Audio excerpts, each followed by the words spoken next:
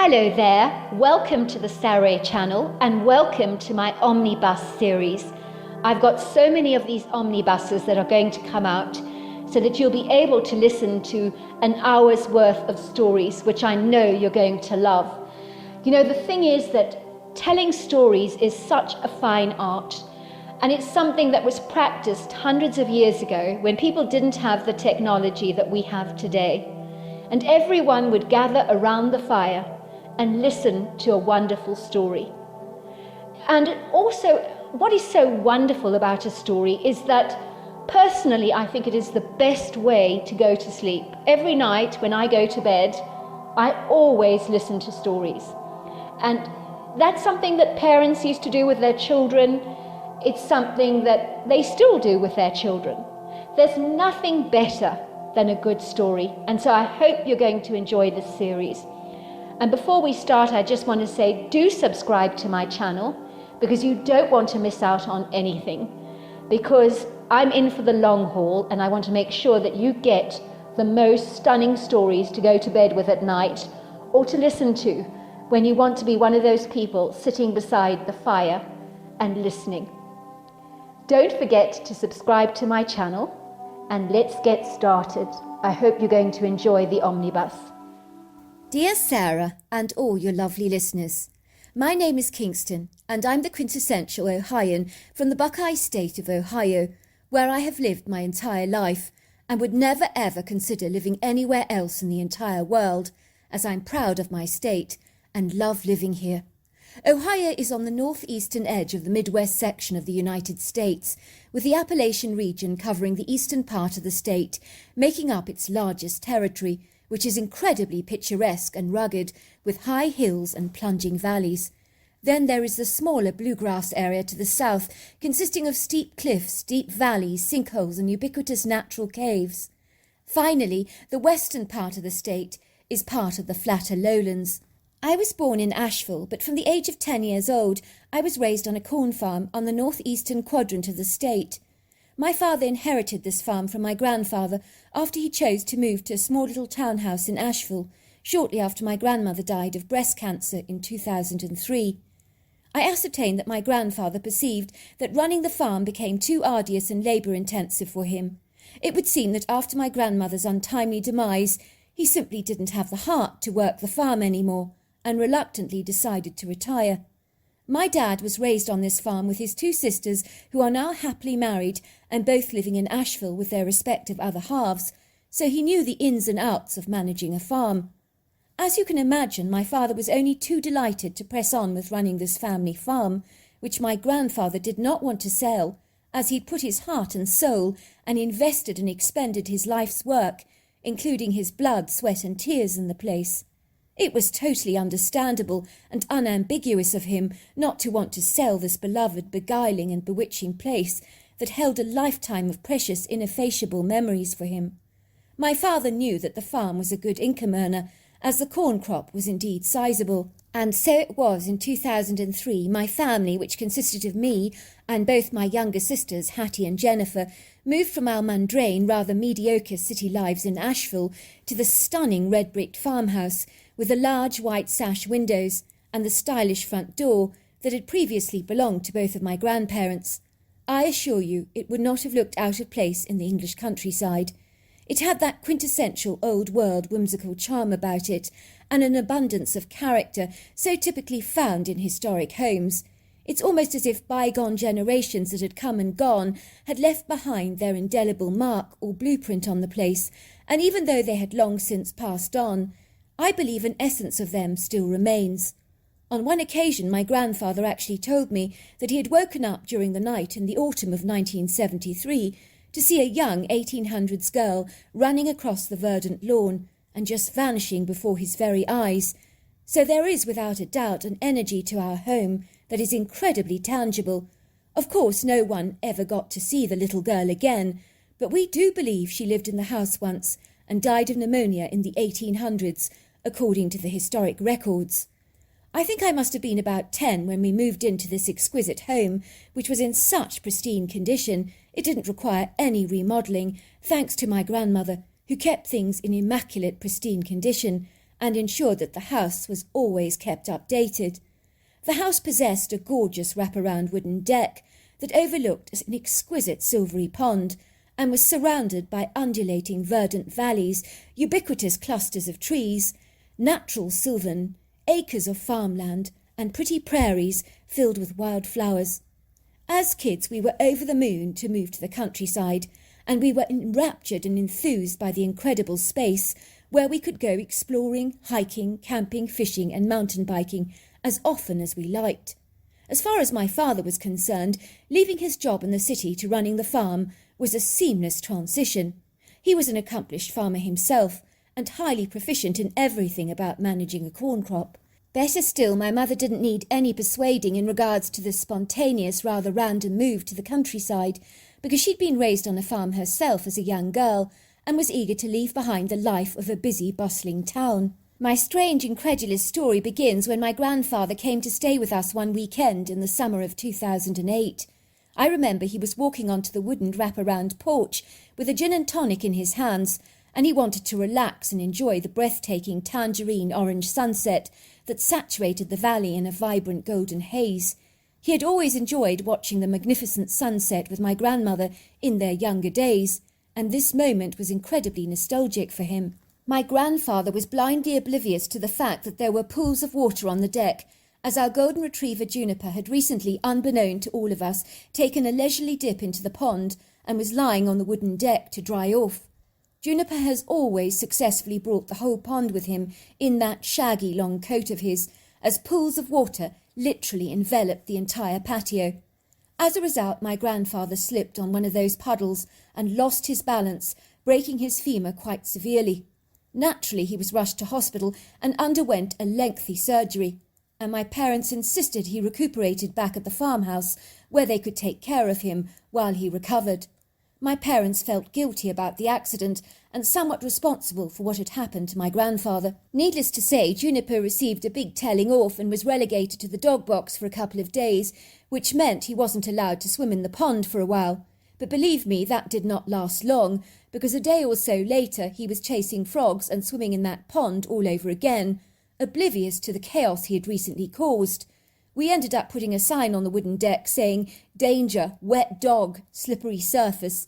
I think my sisters and I really appreciated and enjoyed having our grandfather around at home, as he was always a good companion for all of us, watching television, playing cards with us, or telling us incredible stories about his life when he was a young boy.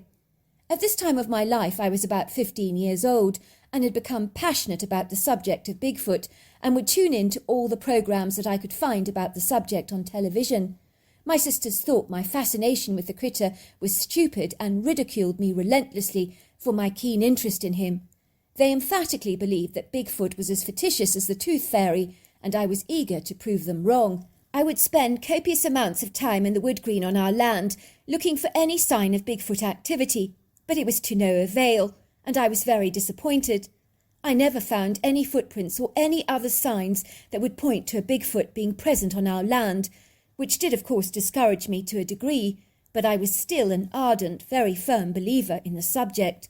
One day I introduced my grandfather to a Bigfoot program on television, and I was surprised that he appeared rather interested, and I asked him in a nonchalant way, "Pops, do you think Bigfoot is real?" Pops went quiet for a moment, looked really rather hesitant, as if he was wrestling as to whether he should let me in on a secret or not. He fiddled with his moustache awkwardly and said, "Of course they're real, son. I don't doubt that for a moment." I sensed my grandfather knew more than he was saying, and my heart began to flutter with excitement. I knew I had to tread very carefully, as my grandfather had the ability to clam up tightly, rather like a mussel in a shell. I thought quickly on my feet. How could I get him to spill his secret? I knew it would require some artful manipulation and guileful techniques on my part, as my grandfather was not a big talker at the very best of times, and getting him to spill his beans was pretty much like extracting blood from a stone. "Nope," I said, cunningly. "They're not real, Pops. All this stuff is just made-up nonsense. Everybody knows that." "It's not made up," said my grandfather, getting his feathers all ruffled up, in a rather defensive mode. These critters are real. I've seen them myself." "You're making that up, Pops," I teased. My grandfather grew indignant, and I knew my technique had worked famously. My grandfather piped, "I'm telling you, son, we had trouble with these things on our farm before your father was born." And this was the story he revealed to me in his own words. I thought he was going to say that he'd seen a critter crossing his path one day while out in a cornfield or something. You know, the brief random sighting that most people tend to report. I was not prepared for the incredible story he was about to share with me, which was beyond anything I could have ever anticipated, dreamed of, or even foreseen. Without a shadow of a doubt, it knocked my socks off, as I hope it does yours. I want to assure you, my grandfather is the most down-to-earth person in the entire world, and is not inclined to make up fictitious stories, so I know what he has told me is the truth. This is his story. "It all began in 1951, said my grandfather. "I remember the day as if it was yesterday. I had an extensive vegetable bed at the time that I was exceedingly proud of in the backyard, which I tended to daily. I grew tomatoes, zucchini, bell peppers, cauliflower, cabbage, parsnips, cucumbers, strawberries there. You name it, and I probably grew it. I'd also been growing some phenomenal, very sizable, sweet, delicious, juicy watermelons, and they were my pride and joy. Some of them were like monstrous giants. They were that big. I began to notice that a handful of them had mysteriously disappeared, and I don't mind telling you that I was perturbed by this enigmatic matter, because I didn't know how an excessive watermelon could go walkabout like this, unless someone was deliberately pilfering them. I don't mind telling you that I was protective over my crop, and disappointed in the strange disappearance of these sizable natural treasures. It was on a Sunday morning, and an exquisitely warm summer's day. Your grandmother was in the kitchen making her scrumptious apple pie, and the whole kitchen smelt of cinnamon and apples. I was looking so forward to a piece of her delicious pie, so to kill time I just meandered casually into the backyard to look over my vegetable garden, rather like a proud parent watching its babies grow. That was when I saw what I can only describe as a massive critter squatting down on its powerful legs in my vegetable patch, where I grow my treasured watermelons. I noticed its colossal, powerful, muscular back was turned away from me. I remember thinking, what the heck? I couldn't fathom what I was observing, and my first thought was it had to be a bear. I mean, what else could it possibly be? It was covered in very long, flowing hair, but it wasn't the colour of a black bear. It was more like a mixture of colours, like blacks, blondes, reds and browns. It was an unusual, attractive colour, not normally seen or found in bears. I still thought it had to be a bear, as I am used to oddities in nature, having been a farmer, of course. I could hear the critter was gobbling or crunching, and I knew he was tucking into my watermelon, and I was fuming. I raced back into the house, grabbing my rifle and firing some random shots at the critter.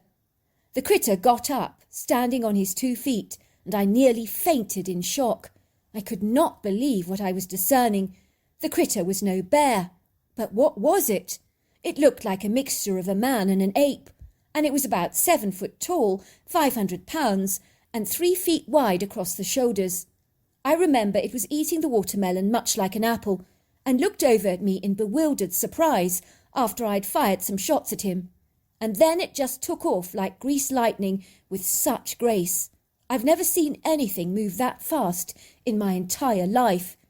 This critter moved like the wind, with the watermelon still clasped in his hand, and he glanced back fleetingly to my direction, and then disappeared into the woodgrove. Are you sure it was a Bigfoot?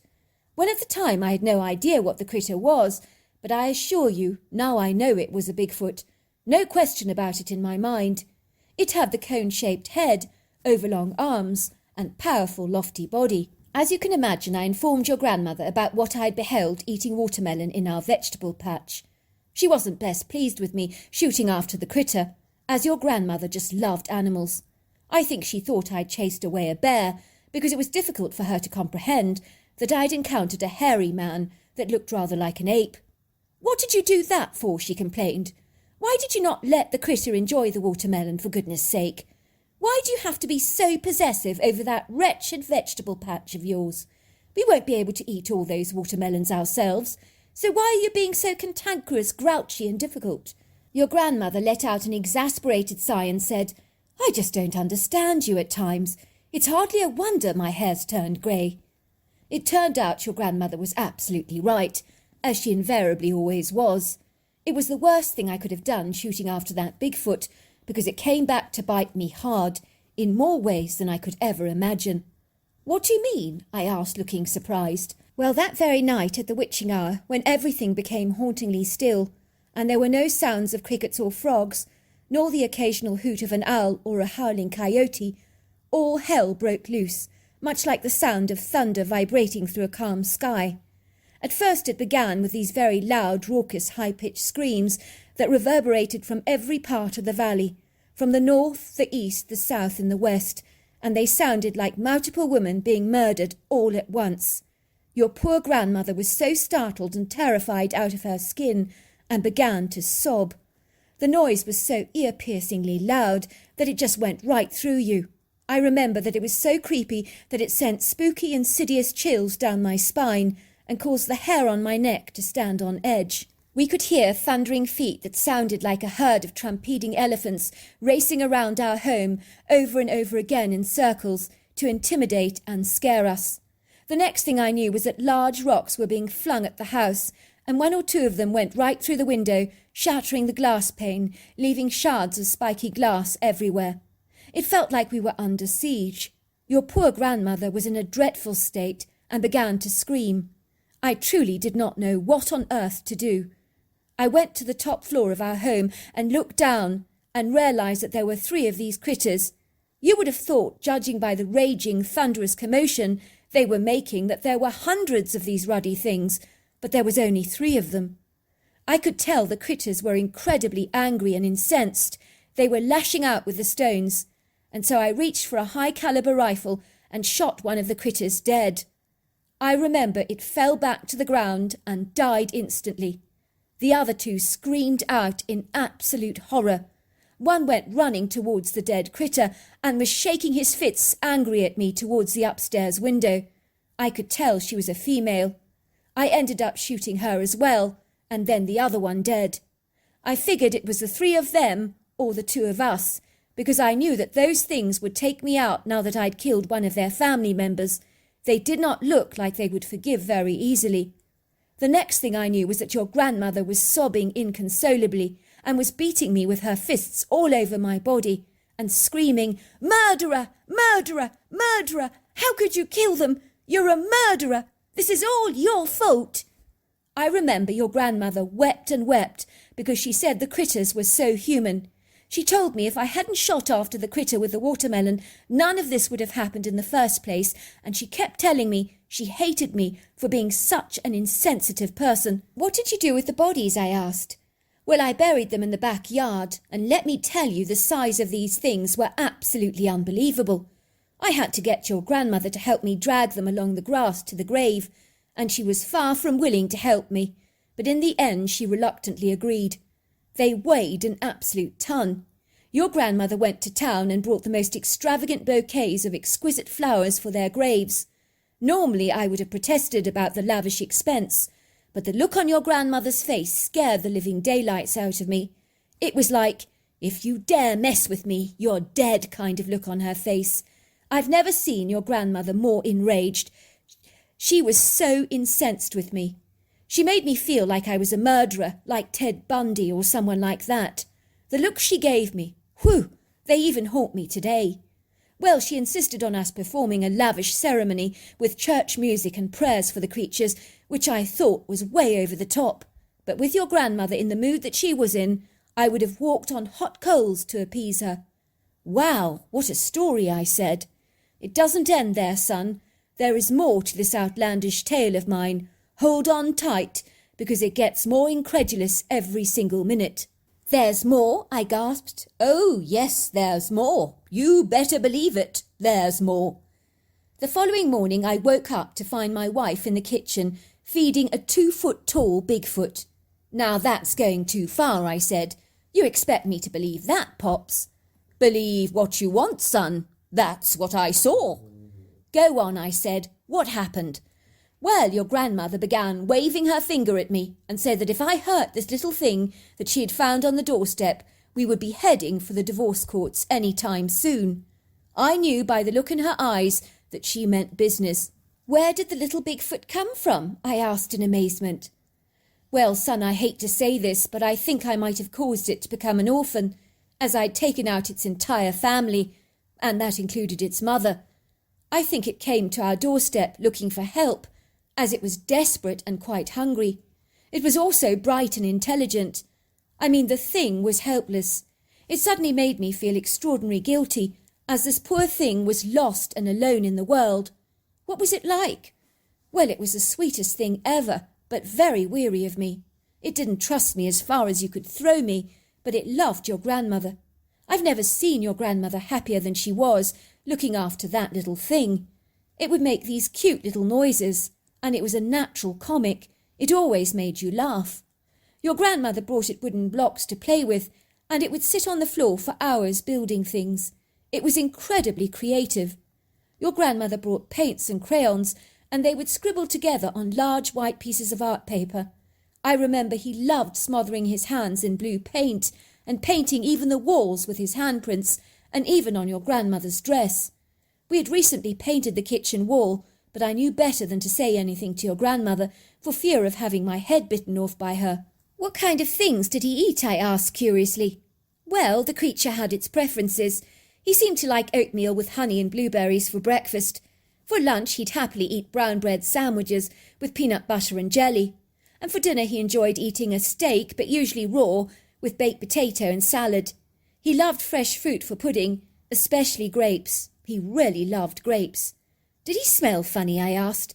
They always say that Bigfoots stink. What a strange thing to ask, said my grandfather, looking indignant. He smelt just fine, let me tell you. How long did he stay with you? I wish I could say that he stayed long, but he was only with us for about 4 or 5 days. He never slept in the bed that your grandmother prepared for him. He would insist on lying in the dog bed, cuddling up to our red setter, who seemed to enjoy the companionship. I think the little critter had probably cuddled up to his mother this way. It was really cute to see the dog and the Bigfoot cuddled up together. He always lay in a fetal position with his overlong arms around the setter's middle. I think after that critter left, poor little Lacey, who was the red setter, missed him a great deal. Makes sense, I said. How did he leave your home in the end? Well, it must have been on the 4th or 5th day in the evening when there was a loud slapping at the kitchen door. Your grandmother opened it, and standing there was a female Bigfoot.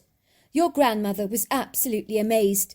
The female critter seemed reticent and terribly shy, almost as if it had taken all her nerve and steely courage to actually approach the door.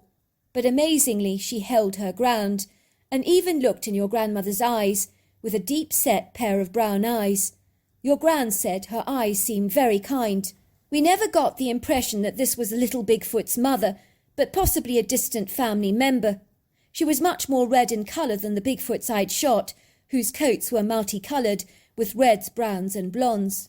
Your grandmother knew what she wanted, and so she took the little Bigfoot and handed it over to the female, and watched it climb on her back like a tree into a piggyback style, and they just glided away together. I did get the sense that the critter knew the female, because it was so happy to see her again, and recognised her at once. How did the female know you had the little Bigfoot? That's what I want to know, I asked. Well, maybe she'd seen your grandmother playing with the little one in the yard, helping her plant seedlings or something, because those things, they seem to know things and sense things that we don't. How did Granny react when the little Bigfoot left? I imagine she must have been so heartbroken to lose the little critter. Well, she did have mixed emotions on the matter. On one hand, she was so happy that the Bigfoot was back with a family member in his natural environment. But on the other hand, she had grown exceedingly attached to the little fellow. I mean, she'd even named the thing. What did she call it? I asked. She called him Sundance, and sometimes shortened his name to Sunny. She told me the name was inspired when the critter was in the sun. He almost seemed to perform a little dance, because he enjoyed being outside with your granny. Did you ever see Sundance again? I asked. No, son, I didn't, and your grandmother blamed me for that. She said that no sensible, self-respecting Bigfoot family would ever be crazy enough to lay down any roots with me around, because I couldn't be trusted. Oh dear, I said, Granny wasn't easy on you. Well, it would seem I redeemed myself when your father was finally born, as your grandmother was head over heels in love with all her children, and so all her maternal attention was lavished on them. But I know she never quite forgave me for killing those Bigfoots. Looking back, I did possibly overreact, but they gave us such a big scare throwing stones at our house like that. I did what I thought needed to be done at the time, right or wrong. I think you were just trying to protect Granny Pops, I said. You were doing the best you could at the time. Thank you, son. I appreciate that. As you can imagine, after my grandfather's incredible story, I did go and search the Sylvan on our land on multiple occasions, but never saw any signs of Bigfoot activity, although here's hoping that one day I will indeed catch a glimpse of the critter. I have a friend who lives on a neighbouring farm who had a Bigfoot sighting recently, and I must say I am so envious of him. He told me he'd woken up to a strange snorting sound in the backyard. It sounded rather like a horse breathing. He said that his 2 dogs that slept in the house were barking non-stop, and he saw the dark shadowy figure of a Bigfoot through the kitchen window that held his gaze for a moment with that red eye shine, and then disappeared like greased lightning. I sometimes wonder, did he see Sundance? I hope he did, and I often wonder if he's still around. I do hope so. So there you are. That's my story. And let's get started with tonight's story. It's on the 6th floor. You can't miss it. You'll smell it before you find it. I heard a loud, booming voice shout from the stairwell. Whoever was shouting didn't seem to care about alerting everyone to their presence, but I got the foreboding sense that something was going on around me, and my curiosity was aroused. My apartment was on the 5th floor, with paper-thin walls which were privy to hearing a great deal of noise that went on in the corridors, landings and stairwells both day and night, although it would become significantly quieter after 10 p.m, of course, unless it was the weekend, and people would come back to their apartments after a night spent out on the town, drinking or going to a club. So on those occasions I might hear a few drunken mumbles and raucous laughing of sorts. If kids were playing hopscotch on the stairs, you'd hear every slap of their feet hitting the floor, every chuckle, every giggle. They would often be using a jump rope for skipping, and I'd sometimes stop to watch them. They were so nimble on their feet. There were quite a few children living in the apartments, so hearing childish squeals was a frequent occurrence for me, and I rather enjoyed the young energy around the apartments, as the children were very sweet, reminding me always that one day I'd like to become a mother myself. On my return home from a day spent at work, I would very regularly encounter kids playing around the steps, always politely saying "hello" to me when I walked past, and asking me, "Ma'am, did you have a good day at work today?" "It was all right," I would say, and the kids would nod at me sympathetically. "I know exactly how you feel, ma'am. I get very bored when I'm at school," I would be regularly told. "The subjects there are so horrible, and the teachers give us far too much homework." Every year for trick or treat, there were always dozens of kids outside my door, dressed up as ghosts and ghoulies, walking away with handfuls of sweets, as I was never stingy with my generous handouts, as I had been a child once myself, so at Halloween no kid overlooked knocking on my door.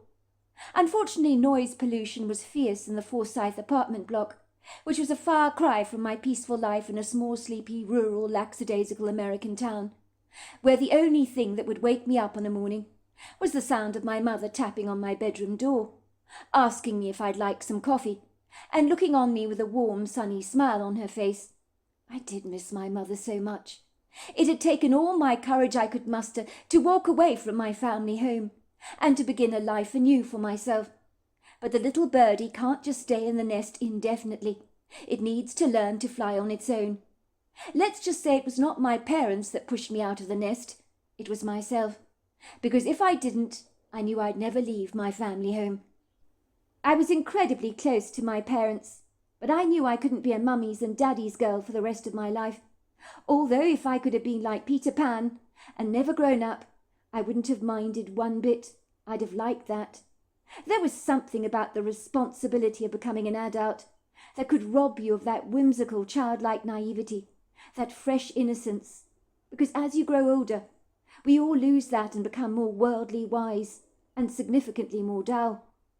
I needed to procure some kind of independence for myself, but I had no idea how cutthroat New York would ultimately turn out to be, even though I hasten to say my parents had warned me about such things.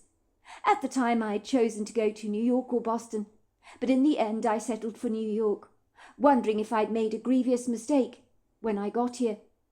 "Sweetheart," my mother had said, "the city can be tough going for a country girl like yourself. It can be a bit of a dog-eat-dog world out there. Aggressively competitive, and let's just say my mother was not kidding about any of that.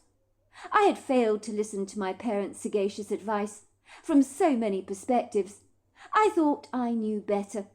One thing about being young, footloose and fancy-free is you think you know everything, only to discover to your surprise that you really don't. In fact, you don't know very much at all. That was the rude awakening for me. In the last 5 years since I'd moved to New York, I had grown significantly more mature, I'm glad to say, with my naivety regretfully a thing of the past. But you can't afford to be naive in New York. Ostensibly surviving in this bustling metropolis means you need to have your wits about you at all times. I was blindly ignorant as to how fast-paced life in the city was, until I became one of the city slickers myself. Even after living here for 5 years, I was still adjusting to my life, rather like planting an indigenous tree in foreign soil.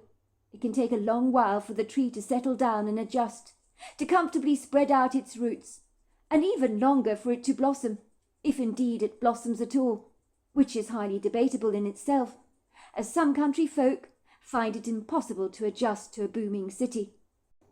If it were not for the paper-thin walls of my apartment, I might have felt as if I lived in a goldfish bowl.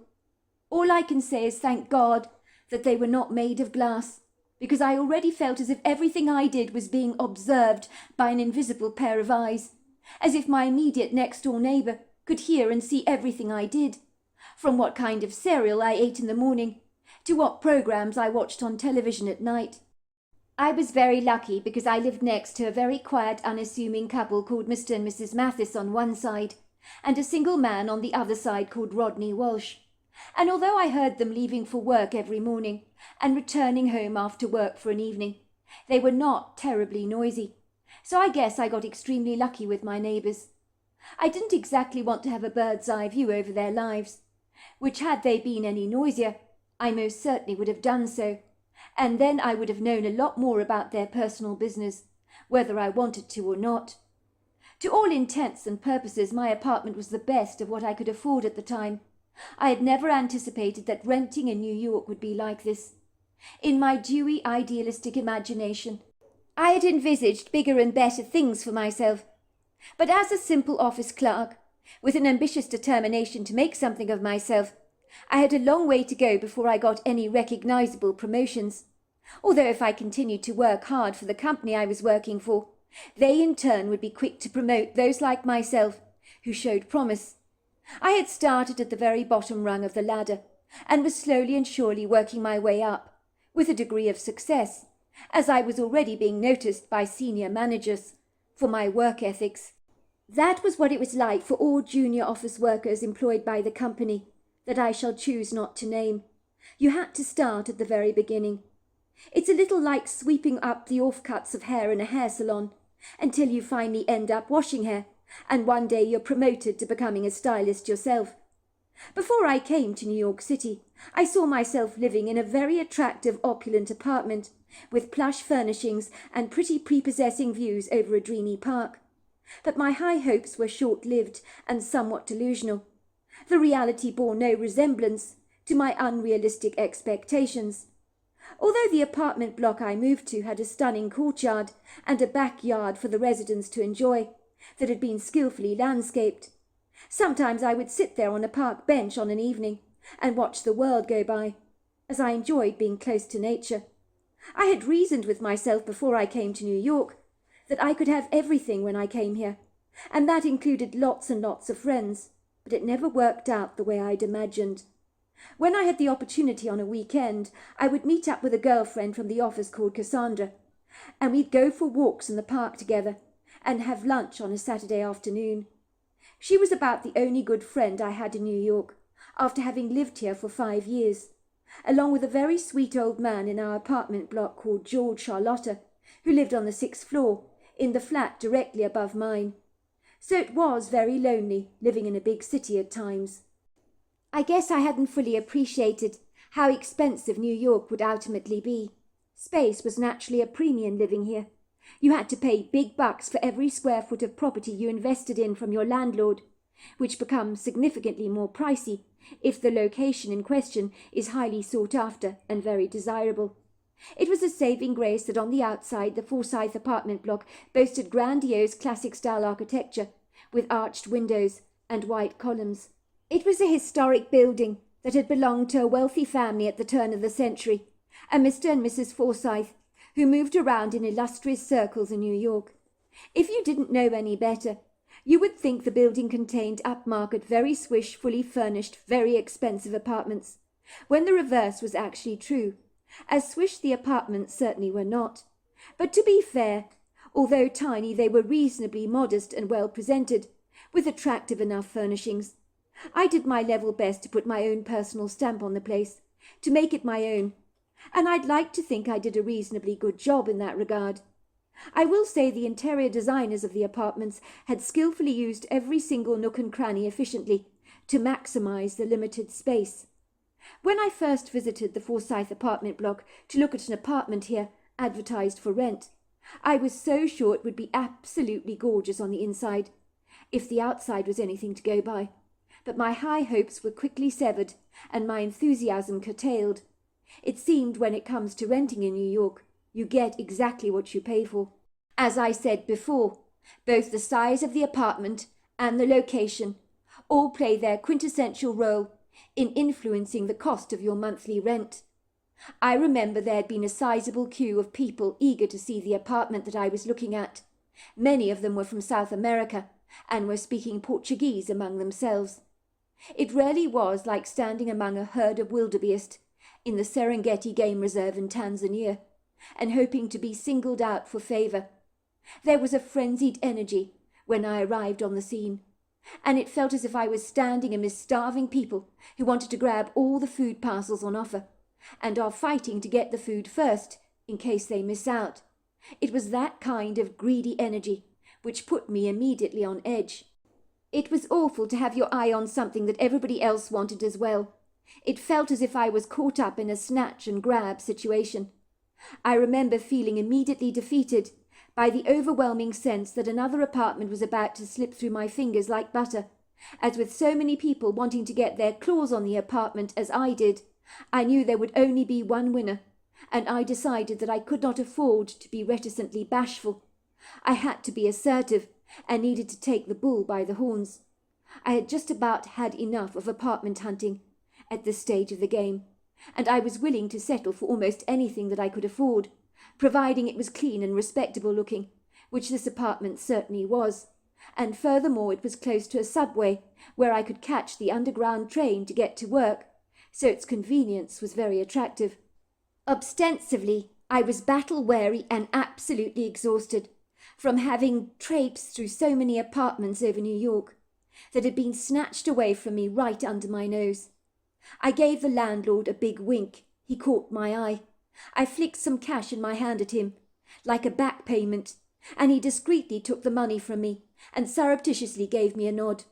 I'm not proud of myself, but I hasten to say my little bribe worked, as the landlord shouted out to the rest of the disappointed people queuing to see the place that the flat had been taken. I realized I'd have to sink or swim in New York, and I was resolutely determined to keep my head above water at all times and survive the challenges and obstacles that came my way, of which there were many. If my parents had seen my tiny apartment, and the less than savoury method in which I had acquired it for rental, they would have probably been appalled. But thankfully what they didn't know would never hurt them.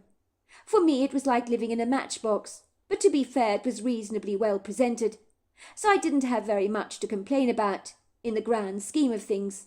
I was living on my own, supporting myself financially, and that was a great big deal to me. It made me feel reasonably accomplished. My parents were naturally always singing my praises, congratulating me for moving to a great big bustling metropolis like New York. My mother would say, "If you can survive New York, love, you can survive anything." And I believe she was right on the money about that. In the beginning, the tiny apartment bothered me because of its size, so I had to be incredibly organized, because if I left any mess lying around, it might look as if I was living in my closet. So I had to learn to be very well ordered, as I was messy by nature, so it wasn't easy. One day I noticed a leak in the ceiling in my hallway. Dribbling down was a brown rust. It smelt absolutely rank. I had no idea what it was. The smell had attracted some flies into my apartment. I had swatted over 150 flies away. I could not make sense where they had come from. I had even lined my walls with ribbons of sticky paper to catch these things, because they were driving me absolutely mad. I'd never had a problem with flies before, and didn't know where they'd come from. I sneakily suspected one of my neighbours might potentially be living in squalid conditions and attracting flies to our apartments, because no one ever knows what goes on behind closed doors and how other people tend to live. I knew there was one woman living in the Forsyth apartment block who was believed to be sneaking in stray cats, even though it was against the rules to keep pets, but she never listened to the rules, and word around the apartments was she was housing dozens of strays. I loved cats, so I never said anything about it. It would seem that over the last week I had smelt an odorous smell on the stairwell. It was repugnant. It smelt like someone had left out some rank, rotting meat to go really bad in a bin bag outside their apartment, which they'd failed to take to the dumpster, just because they were too lazy. It was this cloying, vile smell that meant the kids I regularly saw playing on the stairwells had decided to keep well away. I saw them instead playing in the downstairs yard. Even when I returned home for an evening, I'd be covering my nose to block out the fierce stench that was making me gag, and when I entered my apartment, I was frantically spraying air freshener around everywhere. It seemed as if the smell from the stairwell was sticking to everything. It was the worst smell I'd ever smelt in my whole life. I was certain someone had not thrown out their garbage and had left a black bin liner outside their door to fester and grow rancid. That had to be it. I did wonder if one of the cat lady's cats had died. Maybe she had dumped a body in a bin liner and left the bin bag outside her door. I wouldn't be surprised. I'd seen lazy people doing this before, and it would annoy me that people could be so insouciant about being efficient in disposing of their rubbish. It wasn't hard to do. I had in mind that I would locate the offensive bin liner in the morning, but it would have to wait for the time being. It would possibly be attracting rats to the apartment block, and probably had already done so. I felt far too fatigued and exhausted after a hard day at the office to do the job straight away, although the gross smell lingered ungraciously down the corridors and did not seem to be abating, but getting progressively worse. I also intended to address the leaking ceiling in my hallway with the landlord by notifying him of the problem, which he would be quick to resolve. He was good like that. I thought it must be an old drain or something that was leaking into my apartment, coming from the flat upstairs, belonging to the old man, George Charlotta. I knew I needed to look in on him and find out if he was having any of these problems, and whether he too had noticed the rank smell in the apartment block. George Charlotta had been living at the Forsyth apartment block for many long years now. These days he barely ever left his apartment, except if it was to buy groceries or to pay the doctor a visit. He suffered from very bad arthritis and was on the waiting list for a hip replacement, so it was a continuous struggle for him to get around easily. He was always in pain. I had felt so sorry for the old man, as in New York people tend to live their own lives, minding their own business. So people like George Charlotta get easily forgotten and very often neglected. When I moved into the Forsyth apartment block and noticed the lonely old man, I had made a conscientious effort to get to know him. I would help him out with his shopping and so forth, I decided, as there is no greater feeling in the world, helping someone out that needs your help. My parents instilled in me these values since I was a little girl. My dad would say, "Love is the only thing that matters. It's always important to help out your fellow man, and to be generous. One day we might need somebody else's generosity, and everything you give out always comes back to you 100-fold. And I always believed that. I thoroughly enjoyed my visits to George's apartment.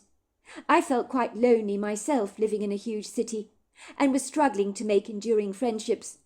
I popped in to see George about once or twice a week, just to say hello, but there were times I didn't visit him, when things got so busy and chaotic on the work front. I had become a bit of a dog's body at work, with senior and junior managers throwing an excess of responsibilities my way. They knew they could rely on me to be trusted to get things done efficiently. I knew I should always do things with a happy heart, as my attitude and work ethics were naturally being tested all the time. I had already been noticed by one of the senior managers, who was showing interest in my accomplishments, and I certainly didn't want to blow my chances of success by adopting a stinky attitude. George Charlotta was a very nice, interesting man. He divorced his wife when he was in his 30s, or more to the point, she divorced him. George had told me his very sad story, and it had touched my heart that he had chosen to share it with me. I could tell that even when he recounted the tale, he physically choked up, even after all these long years. I guess when someone hurts us deeply, the indelible scars left behind are not easily erased, even if the event happened years and years ago. It's as if a cellular memory within us recalls all the hurt, and it sticks to our genetic makeup like superglue.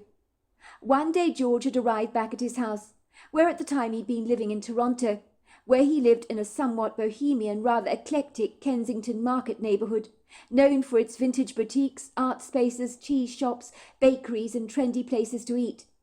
George got back home only to find the locks had been changed, and his clothes had been tossed into bin bags in front of his family home.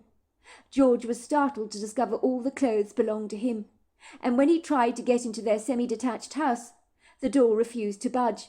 So he began knocking and pounding on the door, begging his wife to let him in, and asking her what the hell was going on. George had tried to reason with his wife in the front yard, with his wife standing on the second floor, looking down at him from the high window, with her hair full of curlers. She was smirking at him disdainfully. He couldn't understand what he'd done to make his wife so angry, but he said the jowls under her chin were jiggling with indignation. "Please, love, I don't know what's going on here. I don't know what's got into you. But let's talk about this," he called out. "You can't just throw me out onto the streets like this." George says his wife's furious face looked like an ugly gargoyle as she spat venom at him. "I know what you've done, George. You've cheated on me. I heard all about it from Lucy Fenter. She saw you at the bar getting all cosy with Valerie Harper on Friday night. Shame on you, George. The woman was all over you. Don't think I don't know about your dirty little shenanigans. Lucy said the two of you are having an affair. She could tell at once. If I don't see you again, it'll be too soon, George Charlotta. Oh, by the way, I forgot these," she said, throwing George's shoes down at him from the top window, so they came crashing to the ground with a thunderous wallop. She looked bitterly disappointed that her missiles had not hit George square in the face, but had ended up entangled in a neatly trimmed hedge, which he battled to retrieve. "You've got it all wrong, Monica. I can't believe you believe that woman's lies. I never cheated on you. I was 2 sheets to the wind on Friday night, at that office party, but nothing happened. I can promise you that. You know when you're drunk you can do stupid things. This was one of my less than proud moments, love, when I let a woman sit on my lap, but I promise you it'll never ever happen again. And I certainly have not cheated on you. Hand on heart, I would never do that to you. You know me better than that. Too right, it'll never happen again, George. I won't give you another opportunity to humiliate me like this. You go and shack up with that Valerie Harper, why don't you? I hope you have a very happy life together, The two of you deserve each other. Now get lost. Don't be like that, love. It's you I love. I have absolutely no interest in Valerie Harper. Nothing happened, love. You've got to believe me. All that happened was I had a little to drink, and the woman was all over me, like a rash. None of this was my fault. You don't know what that woman Valerie Harper is like. She's been aggressively pursuing me in the offices. I've been brushing her away. But she took advantage of me when I was drunk on Friday, throwing herself at me. But nothing happened. Typical. You're going to blame Valerie Harper for your infidelity. I'm not stupid, George. You think you can make me believe that? You're nothing but a big, fat, juicy liar. Me and the kids don't need you. We're much better off without you. I'm not an idiot. Lucy Fenter saw you with Valerie Harper. Your behaviour spoke volumes. Now get out of my sight. Just looking at you makes me want to throw up and regurgitate the contents of my stomach. What I ever saw in you, God only knows. You'll be hearing from my lawyers, George. Now take your things out there in the bin bags and go. I don't ever want to see you again. You hear me? I don't ever want to see you again. I'll get a restraining order. I'll tell the police you've been beating me up if you try and mess around with me. You hear that? I'll make anything up to get you off my back, even if I have to scratch myself and make out you did it. Get what I'm saying, George? Don't be unreasonable, love. Let's talk about this. Lucy Fenter is not telling you the truth. She's a liar. Nothing happened. That obnoxious cow is filling your head with crazy ideas. Can't you see what she's doing? She's single and wants you to be the same as her. She's deliberately turning you against me. You know that woman has never liked me. She's wanted us to split up since day one. She always wanted you to remain single. If you leave me, she's getting exactly what she wants. Don't you see what she's doing? Don't talk nonsense, George. Lucy Fenter knows exactly what she saw on Friday night. What you did was totally humiliating, George, making a spectacle out of our marriage. No, I'm not going to stand for that. I have my self-respect to consider and my dignity, which I intend to keep, thank you very much. Get lost, George. I don't want to listen to your poxy excuses. I'm done with you. George had walked away from his home with his tail between his legs, feeling very sorry for himself indeed. This situation was not remotely fair. He knew he hadn't cheated on his wife Monica. But it was true in a bladdered state he had allowed the very flirtatious Valerie Harper to sit on his lap and smother him with wet kisses, which had not gone unnoticed by his wife's very disapproving best friend, Lucy Fenter. The unfortunate set of events sealed the deal on George's marriage. George was of the firm opinion that Lucy Fenter had twisted the knife in. She had been so upset to be the only single woman left among all her girlfriends, and was happy to turn George's wife against her own husband, so that once again her once married friend would be single, like she was, so that as two singletons they could paint the town red together. In the end, there had been no reasoning for George with his wife Monica, who had promptly decided that George was a drunk, debaucherous man.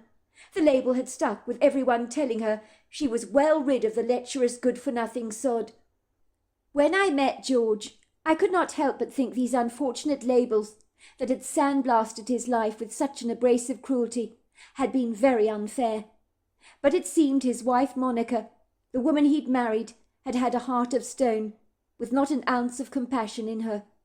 It was then that George had left Toronto and moved to New York, creating some distance between him and his wife, which he thought was very much needed. George had a daughter called Viola and a son called Finn, who he hadn't seen in years. They had been indoctrinated to believe that their father was a promiscuous womanizer that drank to excess, who wanted nothing to do with his own children, which was far from the truth. More recently, George Charlotta's daughter Viola had been visiting George after years of being estranged from her father. George had been so excited about being reacquainted with his daughter again, but he was taking their newfound friendship slowly, He was afraid of falling out with his daughter, as he'd done with his wife. "I made some bad mistakes in my life when I was younger," he told me one day, as we were drinking lemonade together on a very hot day in New York, where the sweltering conditions had people saying it was a heat wave of note. We sat in his beautiful appointed living room, with the air conditioning unit on full blast. George was very lucky. His apartment was 3 times the size of mine, with large windows on the back, overlooking the backyard, which was an extensive green space, with lofty trees, beds of white roses and pretty shrubs, along with a pond of koi carp and a fountain. It was a place you could go out to on a weekend and sit on the park bench there to relax. It was frequently used by many of the local residents in the Forsyth apartment block, and some of the residents took the initiative to plant pretty summer flowers in the beds to make the place even prettier. While one of the residents had gone so far as to put out a cement bird bath and some bird feeders, so you could enjoy watching the birds from the windows of the apartments. "What do you mean mistake, George?" I asked him. "You're not the only one that makes mistakes, you know. It's a human thing. That's what we're good at doing. It's a passage of life, is it not?" "For a start, I shouldn't have gone out to an office function in the first place, when I was living with Monica. She was a very disagreeable woman. I had been drinking too much that evening. A work colleague of mine invited a few people to the bar after work to celebrate his birthday. I was actually going straight back home. I had never been much of a drinker, but a couple of my colleagues persuaded me to be a sport and just to have one drink. I thought to myself, 1 drink, what harm can that do? But 1 drink led to another and another and another. Somehow I was persuaded to drink way too much. When I drink, my inhibitions go away. I get very merry, you see. Valerie Harper was the office flirt. She arrived at work every day, wearing clothes that left very little to the imagination. You know the sort of thing, low cleavages and skirts so short they barely cover your modesty. She wore heels so high that I was amazed she never broke her ankles on the sidewalk or something. That annoying woman had always fancied me rotten, and she'd made sure I knew it. But I would push her away like swatting away an annoying fly. I had never liked women who flaunted themselves like that at men. It's not attractive, in my opinion. I found her vulgar and cheap, and I looked on her flirtatious behaviour as very offensive. I know some men may like it, but I certainly did not. It was when I was ploughed with drinks that Valerie made a beeline for me at the office party, when she saw my inhibitions had been washed away by my drunken state, and I was much more jovial and approachable.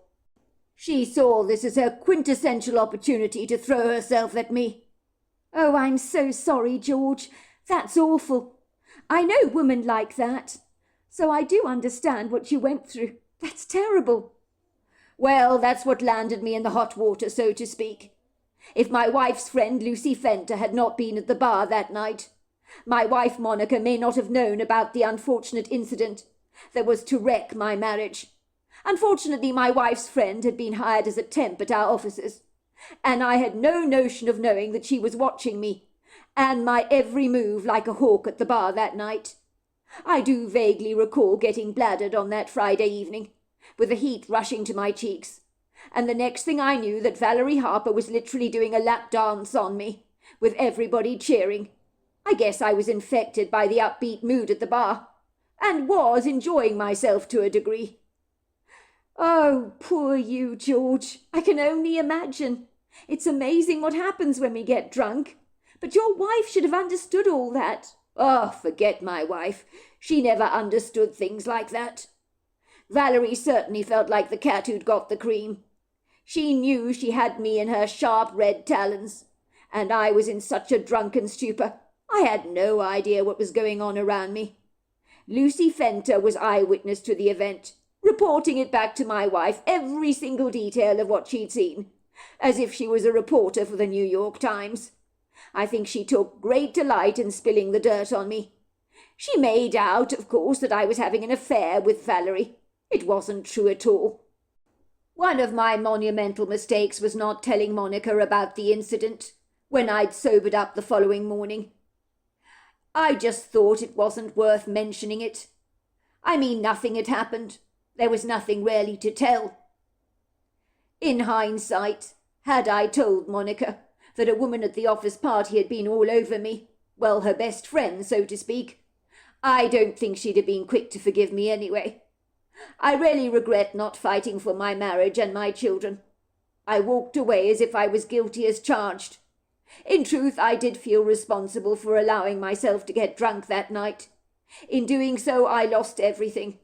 Even my reputation was soured. Mud sticks, you see. It doesn't come off easily. It upsets me, though, that my wife Monica had no faith in me at all, and that in itself was really devastating. She chose to believe the word of a manipulative friend over the assurance of her own husband. I can only think that she was looking for an out in our marriage, almost as if being married to me had strangled all her freedom. I'm sure it wasn't like that, George. Go on, George. Well, the following week I left my job in Toronto, didn't I? I didn't have much choice in the matter in the circumstances. I couldn't go into the office every day, with Valerie Harper sniffing around me like a dog on heat. She seemed to think that after the unfortunate episode in the bar on the Friday night, where she practically gave me a lap dance, that we were suddenly going steady. She had heard my wife had kicked me out of the house, so she wanted to get her teeth into me, claim me as her own, so to speak. She began to spout all kinds of nonsense to me. Oh, George, I'm so sorry about your wife, Monica. You deserve so much better than her, she said coquettishly, practically thrusting her chest into my face, brushing me with her hands. You poor, poor man, she said seductively, brushing her long nail down my cheek. I'll make it all better for you, George, I promise, she said, kissing me on the cheek. I physically had to push that annoying woman off me. She was like a blood-sucking leech that I couldn't shake off. Valerie, I'm not interested in you. Your little lap dance you did for me on Friday night in my drunken state has literally ruined my marriage. My wife heard all about it. I'm not proud of myself getting so drunk, but my wife thinks we've been having an affair. Oh, don't be like that, George, honestly, she purred. Your wife is just jealous. She can't bear it that you find me so attractive. You and I will be so good together, George. I know we will. I'm not interested in you, Valerie. Now go away. Leave me alone. Valerie gave me a wink. You know where I am, George, when you've calmed down a little. I wasn't bad looking back in the day when I was a young man, which made my wife even more distrustful of me.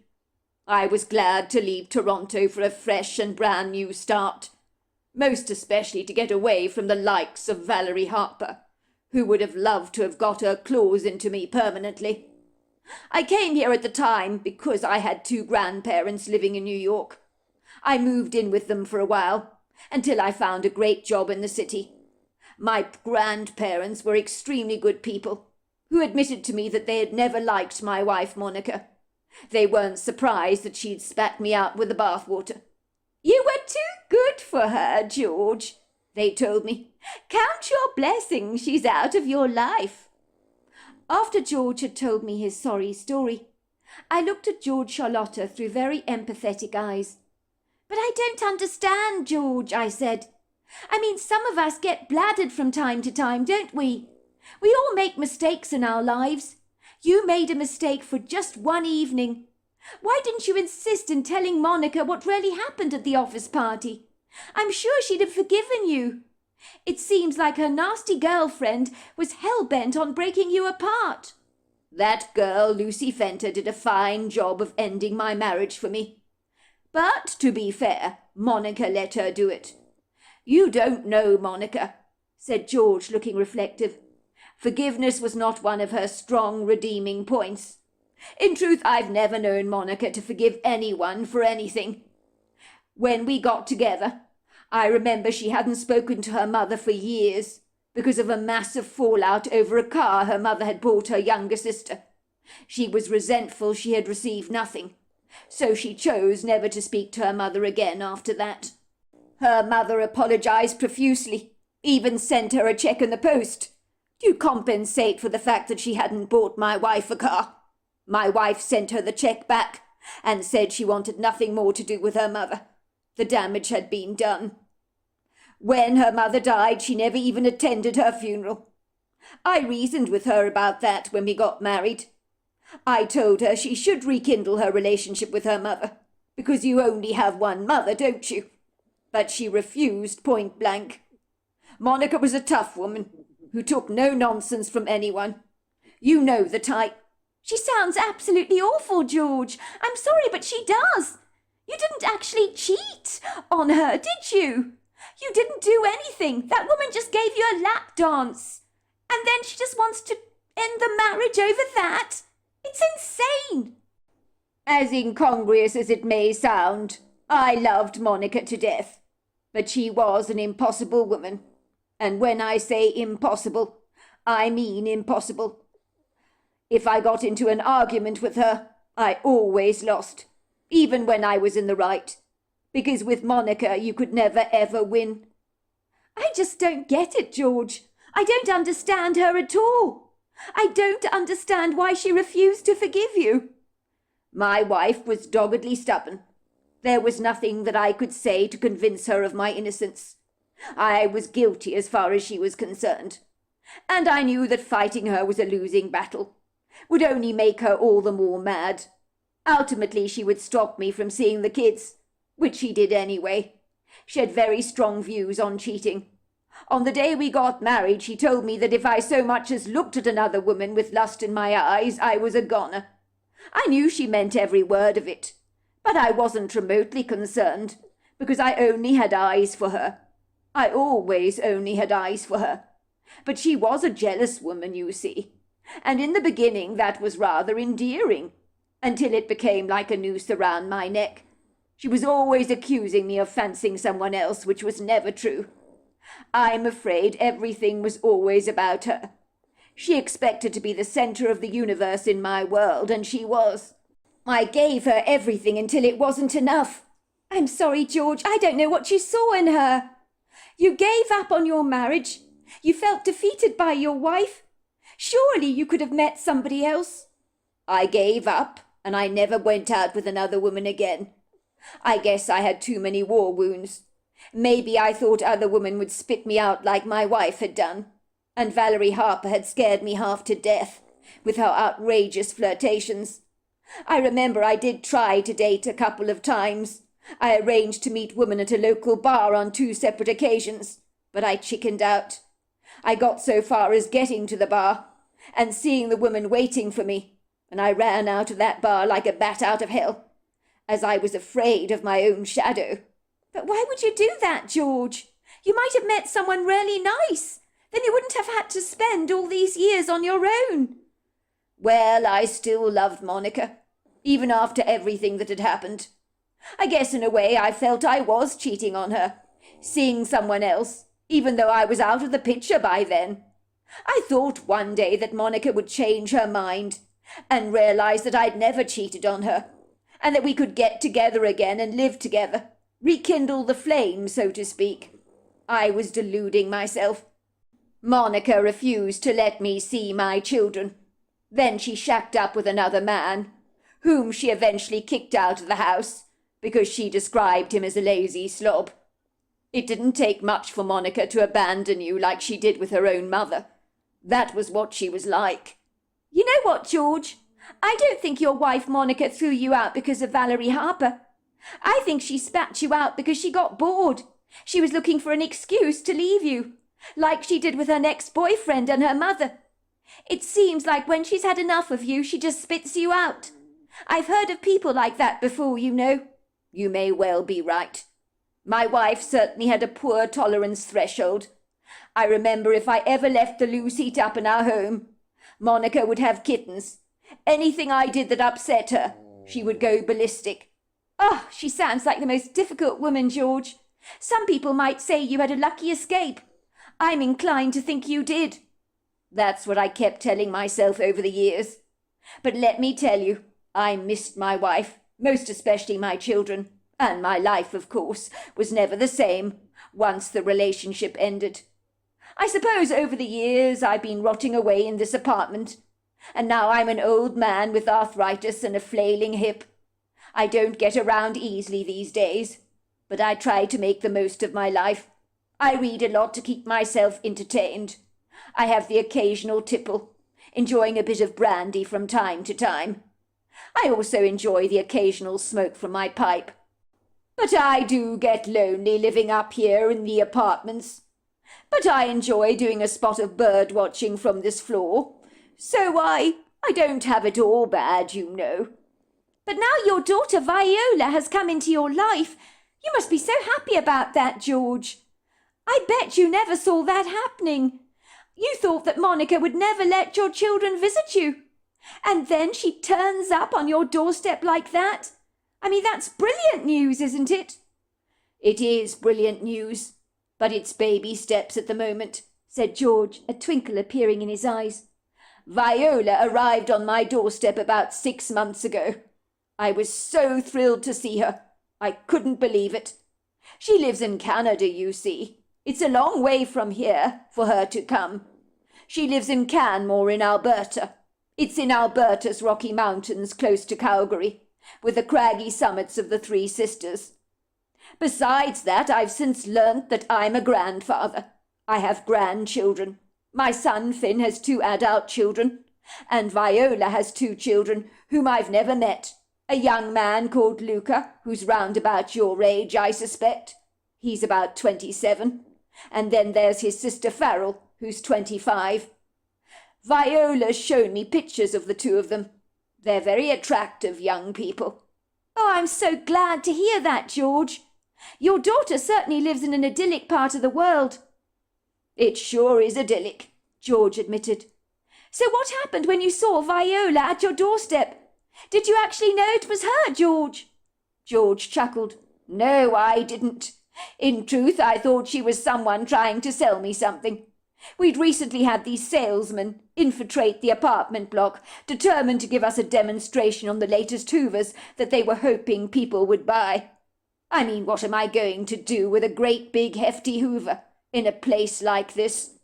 I assumed Viola was part of the team that was knocking on people's doors offering demonstrations on these hoovers. I said, no, I'm not interested.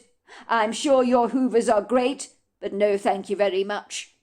Viola looked at me in the doorway through her steely grey eyes and said, Dad, you're not interested in getting to know your own daughter better, are you? Don't you recognise me, Dad? It's Viola. That must have been an incredible moment, George, seeing your daughter standing there for the first time after so many years. I can't imagine what that was like for you.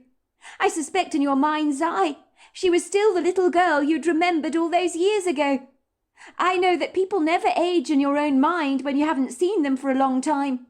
That's exactly right, said George, rubbing his chin reflectively. The last time I saw my little girl she was 7.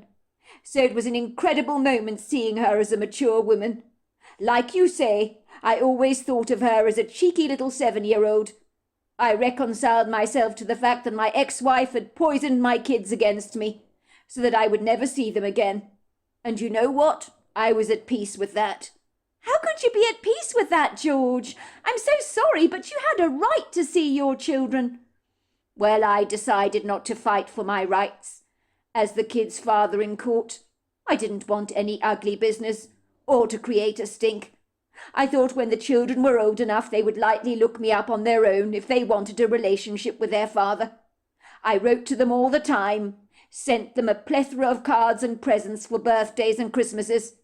I sent Monica maintenance checks every single month, but I never heard a dicky bird from any of my children, apart from Monica, who kept me abreast on what the kids wanted for birthdays and Christmases, that sort of thing. When my children never contacted me, I accepted my sad lot like you do.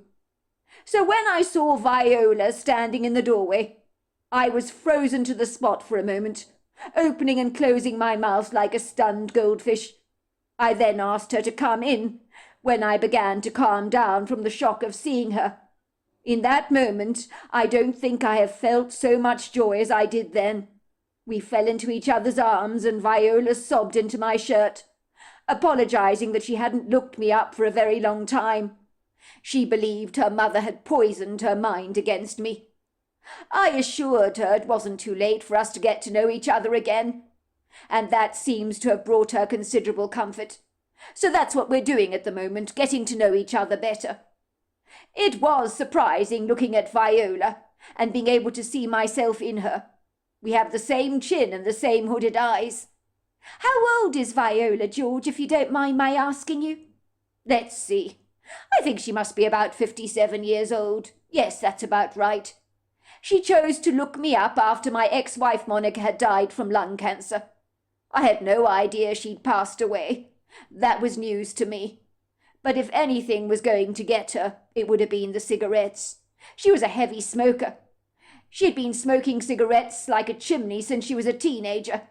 When I married Monica, I was very concerned about her health, because she was even wheezing back then. So I hid her cigarettes from her regularly, and it would make her as mad as a March hare. I would say to her, "These are going to kill you, Monica."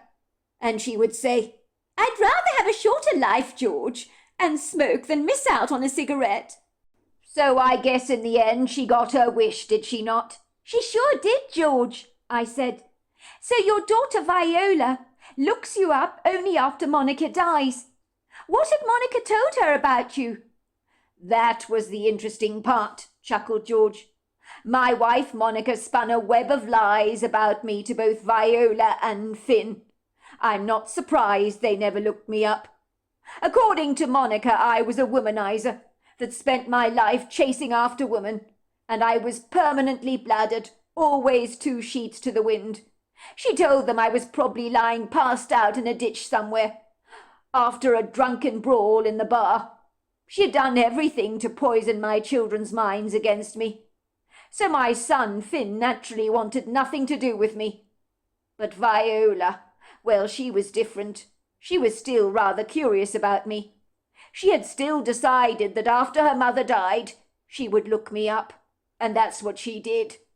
"It sounds like Viola didn't buy everything that her mother told her about you, George." "Well, Viola was a very astute woman. She told me Monica was a big exaggerator when she was growing up. So Viola wanted to look me up herself after her mother died, to find out what really happened between us all those years ago. Monica had told them I wanted nothing to do with them, when the reverse was actually true. She told her children that I hadn't sent any maintenance checks to her when they were young, but I had done so religiously every month without fail. I'd also sent my kids a plethora of letters, cards, Christmas presents and birthday presents, and Monica passed those off as her own. It was hardly surprising that Viola and Finn must have had a very dim view of me as their father in that regard. They must have thought I didn't care a toss about them.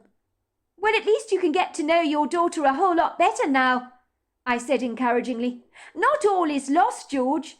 It's not too late for any of that." "Well, that is true. I'm a very happy man to have been reunited with my daughter. We've shed lots of tears together, looked at photographs and that kind of thing. Unfortunately, my son Finn lives in Australia, so I'm unlikely to see him any time soon." "Who knows, George? Maybe he'll come out from Australia to see you himself. Stranger things have happened." It was ironic because I was thinking about George Charlotta when I returned to bed that night on the week I'd failed to visit him, and the strange smell was lingering along the corridors of the Forsyth apartment block. I had gone to bed with a glass of wine and a detective novel, blindly oblivious of what was to unfold the following morning. I was surprised that the image of George Charlotta, for reasons I cannot explain, kept popping into my head, rudely reminding me of my failings. I was feeling bad. I hadn't visited George due to the mountain of work at the offices that had cruelly yanked away my energy reserves and had me returning to the flat rather late in the evening. I was too exhausted to look in on my upstairs neighbour, who was living in the flat above me, and all I'd wanted to do when I came back home was to flop onto the couch and fall fast asleep. I didn't know many people in our apartment block, beyond George Charlotta and a few of the kids I'd see playing regularly on the stairwell. I did know people by their familiar faces and by the cars they drove, and we would exchange pleasantries as you do. But beyond that, people lived busy lives here and kept themselves very much to themselves. So as I sat up in bed that night, sipping on my wine, I'd heard some strange banging sounds above my head and a few mumbled voices chatting away in earnest. The noise was coming from George Charlotta's apartment. I wondered if George had visitors. I heard a scurry of people run down the stairs, and then all went very quiet, and I forgot about it. It was only the following morning, as I pottered lackadaisically in the kitchen to make coffee on a Saturday, that I heard the loud voices again on the stairwell, and it is what they were saying that demanded my prompt attention. It's on the 6th floor. You can't miss it. You'll know which one it is by the smell and the flies. What was going on, I wondered. I walked over to my front door and very gingerly opened it, just to a little crack, so that I could eavesdrop in on the conversation. I observed 2 men dressed in white coveralls climbing up the stairwell. One stood on a step talking to an older lady whom I'd seen her round and about from time to time. It was what they were saying that turned my blood to ice.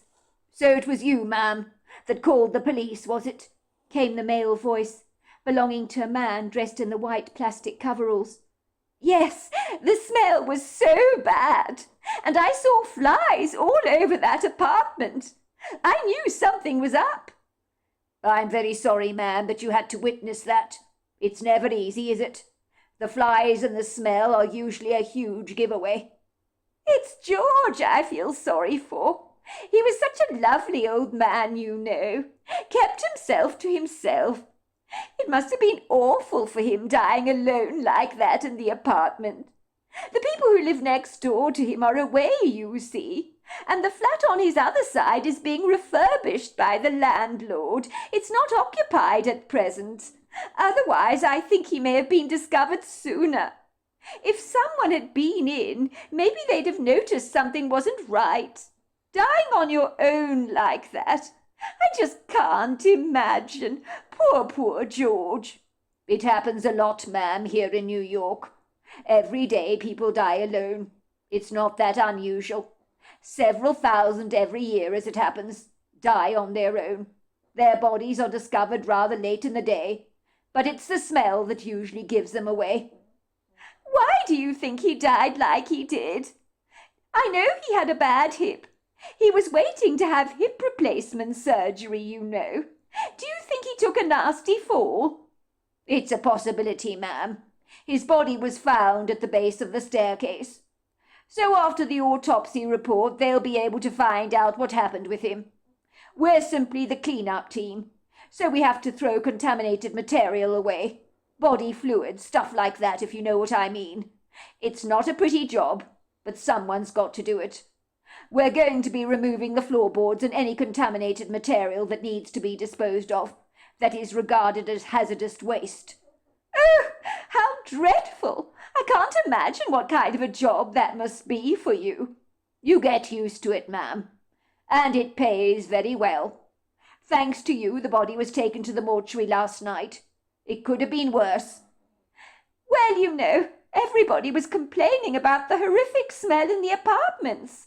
The kids didn't want to play on the stairwell. I thought something was rotting, you know. We have a lady living in this building that smuggles in stray cats. She's got dozens of them in her apartment. I thought one of them might have fallen ill and died, which was why I went to investigate the smell. But when I saw the flies at George's window, and I kept knocking at the door and got no answer, I knew he was dead. I just feel dreadfully bad for the poor old man. George was a lovely man, you know. I think he'd had a hard life. He was estranged from his family, that sort of thing. He was initially from Canada, Toronto, I believe. Wife divorced him a long time ago. I quickly closed the door behind me. My heart was thundering a dime to a dozen. I was in such a state of shock as tears spilled down my cheeks. I realized my good friend George Charlotta was dead, and the smell that had been hovering around our apartments had come from his deceased corpse, and all the flies that had been coming into my apartment were because of George Charlotta. The thought of George dying alone grieved my heart greatly. I now felt incredibly guilty that I'd failed to pay him a visit during the week. But now he was gone. There was not much I could do about it any more. I couldn't do anything to redeem myself. I couldn't imagine what it must have been like for him to die alone. I could only hope that it was a sudden death that he never saw coming. I'd hate to think he might have suffered in silence, being unable to call anyone for help, and dying on the floor, unable to get the attention of absent neighbours.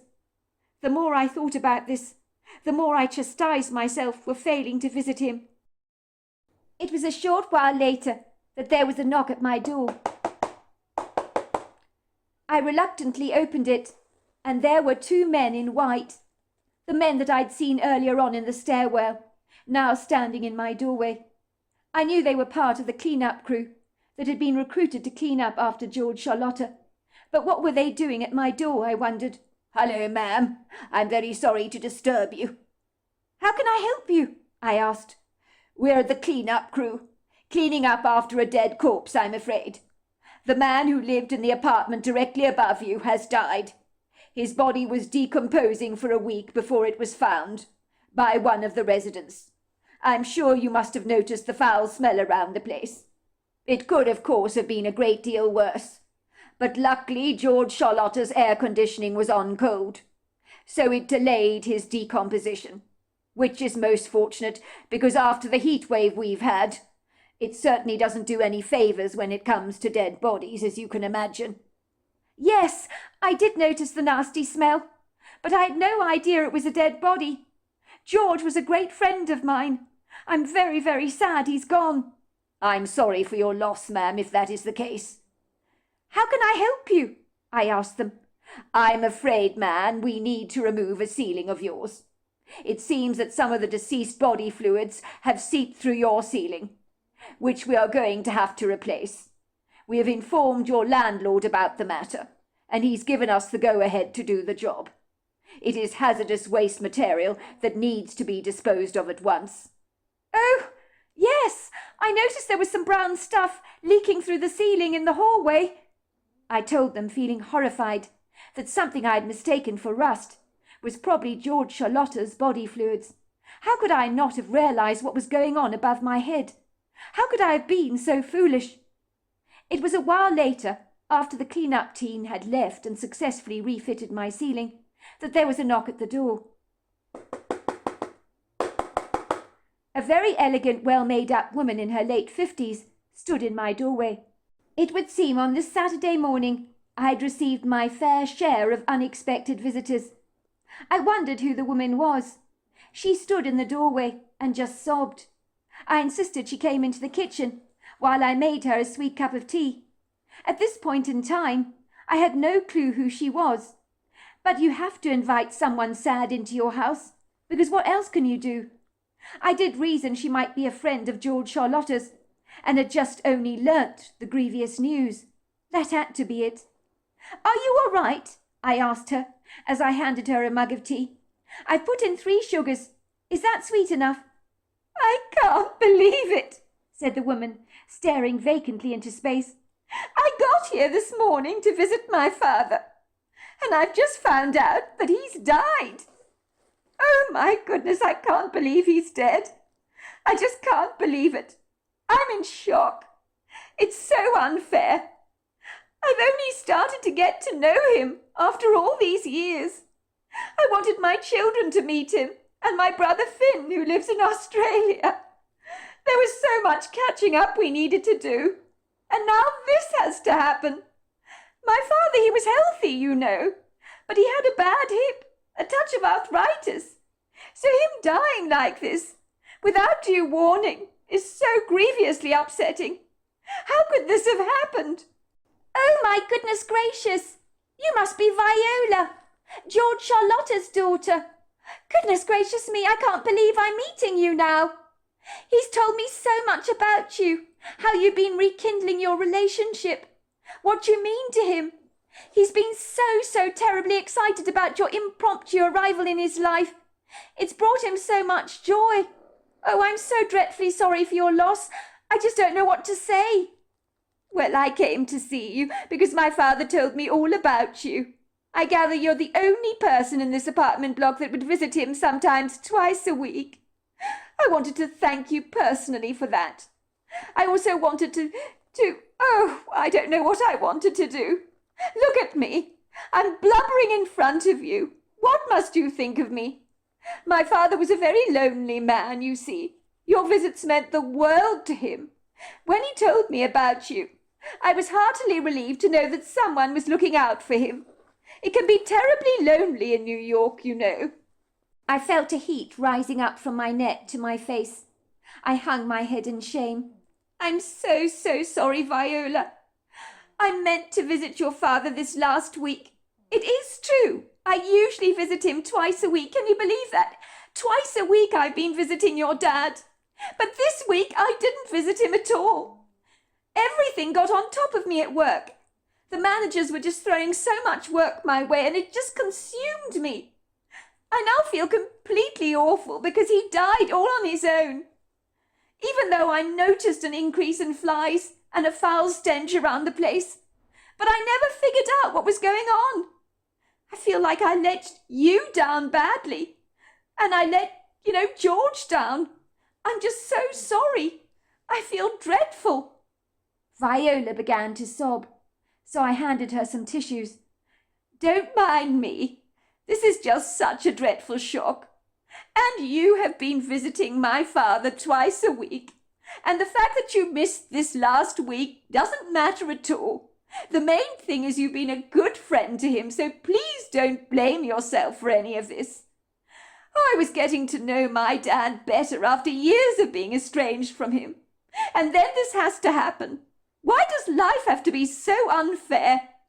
My mother made out that my father was the most terrible man. Can you believe that? Oh, she turned us against him, she did. I believed all her lies about him. And all this time, a nicer man you could never hope to meet. George was incredible. When I realized I'd missed out so many years of my life with him, I was so upset. I honestly wish that he'd taken my mother to court and insisted on making us a part of his life. But it wasn't to be. He was just such a gentleman in every sense of the word. He didn't want to cause chaos and conflict. My mother was the reverse, of course, in every way. Well, I said, you know the saying, hell hath no fury like a woman scorned. Your mother must have been a very bitter woman. Maybe something happened to her in her life that made her like this. I heard somewhere that we can be a product of our childhoods, and I think it's true. Viola looked at me through red eyes. She wiped away the debris of her tears. Did George tell you what happened with my mother? It turned out he never cheated on her all those years ago. She made a mountain out of a molehill over a woman flaunting herself at my dad when he was drunk in a bar. It's so typical of my mother to overreact to something that was so benign. I mean, only my mother would divorce someone over the most ridiculous things. I nodded. I'm so sorry, Viola, about everything. George did tell me the story, so I know all about it. I thought your mother was incredibly unreasonable. She didn't give George a chance to tell his side of the story. She just believed her friend's account. It was ridiculous. Viola began to sniff again. She dabbed her wet eyes with a tissue. My mother was never an easy woman, you know. Growing up, I didn't trust my mother's account of my father. Not really. But while she was alive, I felt I would be betraying her if I looked Dad up, although I was very tempted to do so. I knew there were two sides to this story. It would have upset my mother exponentially if I'd contacted George. She'd have seen that as an incredible betrayal on my part. So once she was gone, I knew I had to look up my father, to get his side of the story, because something always felt off. That couldn't have been easy for you, I said sympathetically. What is not easy is all the lies my mother told me. So many of them. She painted my father out to be a lecherous drunk. Can you believe that? My only regret is I didn't look up my father a long time ago. All this time when she said Dad wanted nothing to do with us, which was very hurtful to hear growing up, as a child, as you can imagine. I remember thinking that there had to be something dreadfully wrong with me, if my father wanted nothing to do with me at all, or my brother Finn. And all the time, none of that was true. I wondered why my father never remembered our birthdays and Christmases, why he never got in touch with us. I used to cry my heart out about not having a proper father growing up. It was when I was cleaning up my mother's house, after she died. I stumbled across shoeboxes and shoeboxes of birthday cards for me and my brother Finn, all from my father. There were hundreds of these, including a plethora of letters with New York postal marks on them. He had written to us so many times over the years. We never received any of those letters. They were so beautiful. When I opened them up and read them, I cried and cried. My mother kept this all from us. I suspect she knew if we read them, we'd warm to our father. She didn't want that to happen. I mean, how could she do that to us, to her own children? Viola blew her nose loudly into her tissue, wiped away her tears. It was a cruel thing for her to do. When I read those letters, I knew at once my father was a very good man. So I came up from Canada to pay him an impromptu visit. Let me tell you, he was more than a little bewildered to see me in the doorway. It was an emotional reunion of note. I felt like the hole in my life had been filled. That's a very cruel thing for a mother to do, I said. Your mother, Monica, made you believe that your father had washed his hands of you, when the reverse was actually true. That really sucks. It wasn't just that. I discovered my dad had been sending my mother very generous maintenance checks over the years, when she claimed he had never contributed anything to our upkeep. Of course, I knew nothing of this as a child. Dad phoned the house several times, you know, to chat to me and my brother Finn. My mother put down the phone on him on such occasions. I do recall once answering the telephone, and a man's voice at the other end said, "Is that you, Viola?" My mother snatched the phone away from me. She said it was the wrong number. I told her that the man knew my name, and my mother said, "He must have thought that you were another Viola. That man certainly did not want to speak to you." She'd tell us over the years, "Your father wants nothing to do with you, Viola. He's a miserable old sod, he is." My mother would pass off his beautiful Christmas presents to us as her own gifts. Can you believe that? I mean, how low can you actually get? So are you saying that presents you thought were from your mother were actually from George? That's exactly what I'm saying. The funny thing about my mother, Monica, was she was never very generous. She was rather tight, you know. Certainly when it came to parting with her cash, she was. She'd fuss if we wanted anything expensive. So every birthday and Christmas when we received an expensive gift from her, that was really from my father, both me and my brother Finn thought that my mother wasn't so tight after all. We had no idea the presents we received were never from her in the first place. My father even wrote to my mother, asking what we wanted for our birthdays and Christmas. She'd send him long lists of what we wanted, and then take credit for everything he bought for us. She'd have claimed to have gone out and brought those things for us herself, and we believed her whopping lies. And believe me, they were whopping. Well, I expect relationships can be complicated, I said, trying to be diplomatic. Your mother hated your father and wanted you to feel the same way about him. If you knew your dad had sent you cards and presents every year and was paying regular maintenance checks, you would have had a very different opinion of him, wouldn't you? Too right, I would have. I suppose she didn't want us to be curious about our father, or to like him at all. And so she was determined to make him seem like a really bad person. It suited her agenda. I shrugged my shoulders nonchalantly. Well, at least you know the truth now, Viola. The truth always comes out in the end, doesn't it? You know now that your father George was an exceptionally kind man. It was a privilege to know him. I think your mother was extremely unreasonable about him. Unreasonable was my mother's middle name. She was unreasonable about everything. She kicked our stepfather out, you know, describing him as a great big lumbering sloth that was getting on her tits. Yes, those were the words she used. My mother was not subtle about anything. I remember coming home one day to see piles of bin bags outside our front door. And I'm talking about piles of them. I thought my mother was having a spring clean. I decided to peek into those bin liners, and they contained all of Laurie's stuff. I couldn't understand why my mother had thrown out his stuff. And in that moment, I hadn't connected the dots. To my horror, I realized she'd changed the locks to our front door, so that when Laurie got home, the man couldn't get in. Laurie was the closest thing I had to a father at the time. He'd lived with my mother for many years. I couldn't understand why she threw out his stuff so indiscriminately. I failed to connect the dots. To my horror, I was soon to realize she'd changed the locks to our front door. So when Laurie returned home, he couldn't get in. My mother shouted all manner of abuse at him, telling him never ever to come back, that she wanted nothing to do with him. Me and my brother were grievously upset about the whole wretched business. We liked Laurie very much. We saw him as a father figure in our lives, and he certainly hadn't done anything to deserve my mother's abysmal treatment of him. He certainly was not the lazy slob my mother described. My brother Finn told my mother he hated her, as he was attached to Laurie, and my mother was dumping him and discarding him like the old potato peelings after dinner, that sort of thing.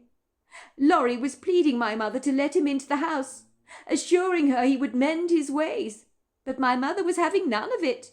"Get your things and go, Laurie. You're a good-for-nothing slob. I never want to see your face again." And that was that. We watched poor Laurie pick up his stuff, pack it up in the car, driving away. A few months later I saw him in town, arm in arm with another woman, you know. My mother was furiously jealous. The woman he was with was so much more attractive than she was. I hasten to say, Laurie looked happier than I'd ever seen him with my mother. I couldn't blame him for that. He was pleased to see me and my brother Finn, insisting on buying us ice creams, while my mother went off in a huff. Laurie dropped us off at home later after we'd enjoyed ice creams with him and the new lady in his life, who was so sweet. My mother screeched like a banshee when we returned home, saying that Laurie was a jerk. But she was green at the gills with envy. I think she might have realized she was too hasty dumping a good man like Laurie, but far too proud to have to admit it to herself. After that, my mother never got involved with a man again, although for some reason she always attracted very decent men into her life, that she always treated like dirt. She said that men let you down, could never be trusted, and she told me if I knew what was good for me, I'd never ever get married. But I was hardly going to listen to my mother, take advice from her, given what a train smash she'd made of her own life. I have to say, Viola, it sounds that it was a repeat performance on your mother's part. The way she threw your father out, and then Laurie out. Well, I think you're right about that, dear. A leopard never changes its spots. It's all so desperately sad, I said. Well, it sure is. I feel such a mishmash of emotions, said Viola. When I think about it, there is a part of me that wants to wring my mother's neck for her vicious lies about my father. Another part of me wants to wring my own neck for believing all those lies and being so damn gullible. I mean, I knew my mother was a huge exaggerator. Telling lies came to her as naturally as breathing. Then I guess I'm mad at myself for not having persuaded my father to move to Canada so we could get to know him a whole lot better. I have a little cottage on our property, you see. I wanted him to live there, and he was thinking about moving there, and now this has to happen to put a spanner in the works. Life can be so dreadfully unfair sometimes. I know, and I'm so sorry about George's death. If it's any consolation, at least you got to know him before he died. And that's got to count for something. It's lucky you found all the letters and cards he wrote you. Your mother stashed them away. She could have thrown them out, you know. Perhaps it was a good thing she hoarded so much stuff. You realise now how much your father really loved you and Finn." "I suppose you're right," said Viola. "I just wish Finn could have met him. He lives in Australia, you know, and was going to fly over here in 6 months to meet our father. When I told him about all the letters that our dad had sent us over the years, he was absolutely mortified that we had missed out on a relationship with him. So he is going to be so gutted when he learns that George is dead. I don't know how I'm going to tell him about that. He's not going to take this very well. Then there's my 2 children to consider, who are round about your age. They're going to be gutted to know that they will never get to meet their grandfather. This is most unfortunate." Viola began to sniff again, and then she looked up at me with a glint of hope in her eyes. "You are going to come to George's funeral, aren't you, Adeline? Please say you will come. I know it would have meant a lot to George if you were there. It's only going to be a few people. I'm going to organise a family plot where I want Dad to be buried. It's the least I can do to give him a very good send-off, don't you think? I know Canada may be a long way to come for you, but I'll pay for your petrol and flight. I just believe you were one of Dad's few friends while living here in New York. It would mean an awful lot to him if you were to come. Have you been to Canada before?" "No, I haven't," I admitted. "But I understand it's really beautiful. I've seen pictures of Lake Louise. I've always wanted to go there. I mean, is the water really turquoise in colour?" "It is turquoise," said Viola with a grin. "You will love Canada, Adeline. Can you get any time off work?" "I can get a week off, I suppose." "Well, take some time off, for goodness sake, Adeline. I'm sure you work terribly hard here in New York City. A break would do you a great deal of good. And then you'll be able to come to the funeral as well. It'll be wonderful to have you there. You are so welcome to stay in the cottage I would have given George. You can enjoy some independence in that cottage. You won't want us breathing down your neck all the time, but we would love to have you as our guest. I'd like you to meet my brother Finn from Australia. I'm sure he's going to fly out for the funeral when he hears the dreadful news. We'll have fun together. I'll take you all around Alberta. My son can do that as well, you know. You can meet my 2 children, who are around and about your age. So I'm quite sure you're going to have a lot in common with them. In that case, I don't see how I can refuse. It sounds like an offer that I'm going to have to say yes to," I said. Viola was comforted that I had agreed to come to George's funeral, but I felt compelled to do so. It was the least I could do in the circumstances, given I'd failed abysmally to look in on George the week before. I felt so dreadful to know he died all on his own in that apartment.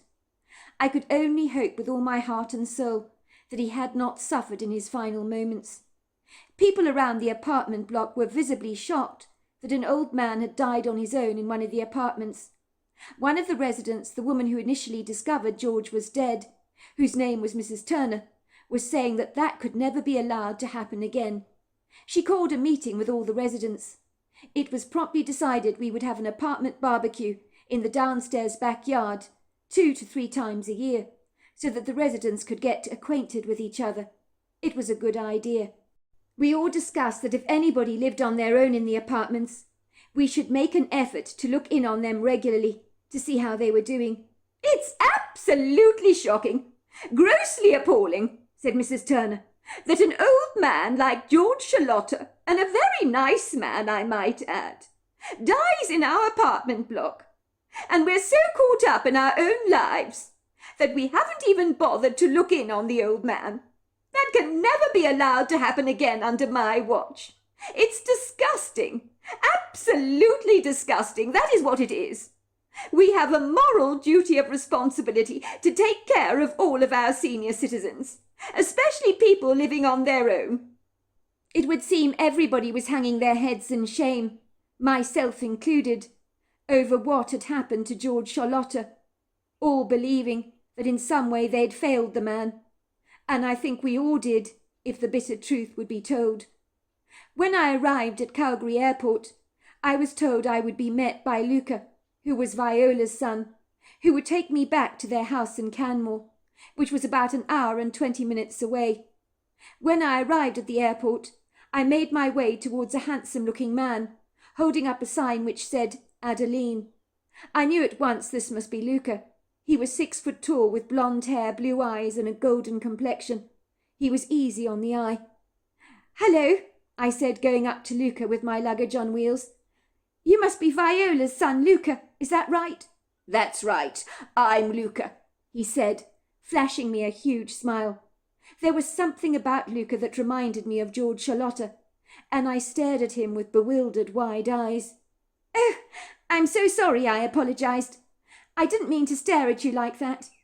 But you remind me a lot of your grandfather. Your grandfather showed me pictures of himself when he was a young man. And I'm not kidding. You could be twins from different generations. The likeness is rather uncanny." "You think I look like George?" Luca asked me. He looked pleased. "I'm very sad that I never got to meet my grandfather. Mum told me all about George. Furthermore, I've read all the letters he wrote my mother when she was a girl, that she never received. They were very moving. I could tell that George was a very nice man." Luca insisted on carrying my trolley back to the car, where he unloaded my suitcase into the trunk.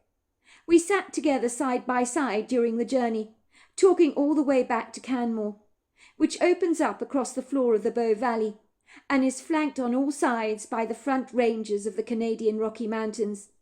It was easy to talk to Luca. I warmed to him at once. It felt as if we'd known each other all our lives, as there were no awkward, uncomfortable silences, and much laughter between the two of us. In so many startling ways, Luca was exactly like his grandfather. Even his dry sense of humour was similar, so I found myself tearing up a whole lot when he spoke to me. "Are you all right?" Luca asked me, looking concerned. He handed me a tissue. "I'm all right. It's just being here with you. It reminds me of spending time with George Charlotta. You're so like him. It's surreal, you know." "My mother said much the same thing," Luca admitted. "She said when she arrived at George Charlotta's front door, it was like she was fast-forwarding time, meeting me when I was an old man. She said that it gave her goosebumps." "Well, she's absolutely right. You're just like George in every way, and a nicer man you can never hope to meet. I'm just so dreadfully sad he died like that, all on his own. It's just tragic." Luca looked at me sympathetically. He reached out to squeeze my hand. "The good news is the autopsy report came back." "It did?" "Yes, it did. It seems my grandfather didn't fall down the stairs as many suspected. Instead, he had a massive heart attack. The coroner said he'd probably had a few pains, grabbed his chest, and dropped down dead, so he wouldn't have really known very much." "Well, I suppose that's a relief. At least he didn't suffer." "I'm sure it was the best way to go," Luca agreed. It was not long before we arrived in Canmore, and oh, what a place! I was completely transfixed and bowled over by the idyllic scenery that swaddled me so graciously on every side, not to mention the billowing, resplendent contours of the mountains that stole the skyline with their gloriously prominent silhouettes that demanded your immediate attention and awe. "Wow! That's beautiful!" I said, staring out of the window. "This is magnificent! These views! They're to die for!" Luca grinned. "That's what everyone says when they come to this part of the world. They can't get over the beautiful scenery here. Even though I've lived here all my life, I know I'm lucky to be surrounded by such prepossessing views." "Well, you're not kidding about that. If I could choose somewhere to live in the world, it would be a place like this, that's for sure." When I arrived at Viola's beautiful all-wooden home, with its high ceilings, grand fireplaces, and beautiful balconies, I received a rapturous welcome from Viola and her husband Hugh, along with Luca's sister, who were more than thrilled to meet me. I suspected they saw me as their only real connection to George Charlotta, so they welcomed me like I was long-lost family, and asked me to tell them as much as I could about the old man that I had got to know while living at the Forsyth apartment block in New York. If George had known how much interest there was in him, when he had felt so estranged from his family. I dare say he would have been moved to tears. I was so glad that now George's ex-wife Monica had died, the truth of what a kind, gentle and loving soul George had been had finally come out. It would seem at the end of the day you cannot suppress the truth, however hard you may try, for eventually it will seep out like honey from a comb. Finn, who was Viola's brother and George Charlotta's son, had come over to stay at Viola's house for the funeral, all the way from Australia. But regretfully his wife and 2 adult children remained in Australia. I could see that Finn, much like his sister Viola, was all teared up about his father when he read all the letters George had written them both over the years, when they were children. I can't imagine how cheated he felt to have been denied a relationship with his father, due to his mother's willful bias and resolute determination to make sure George played no part in their lives. I think that Monica had now been shown up in a less than favourable light, as the ugliness of what she had done to both her children had been fully exposed by the spotlight of her lies that she had told them over the years. True to Viola's word, I was shown around Alberta, and made to feel like a very special guest. I was taken to so many magnificent places, which included a great visit to Lake Louise, where I marvelled that the water could actually be turquoise. My friendship with Luca had not gone unnoticed by Viola, who had said to me that since I'd met her son, there was a definite skip in his step. "Luca is painfully shy, you know, but you're the very first person, Adeline, to bring him out of his shell. I've never heard him talk so much before. My son really likes you, Adeline. He likes you an awful lot."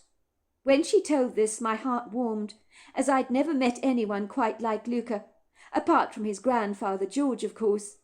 I wondered what George would think of my friendship with his grandson, because against all the odds, I would never have met Luca if it wasn't for George Charlotta.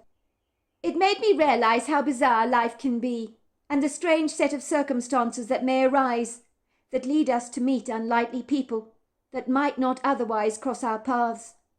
I had no way of knowing that while I was staying here in Alberta, I would have an encounter that would question my own perception of reality. I told myself that I could never have a relationship with Luca.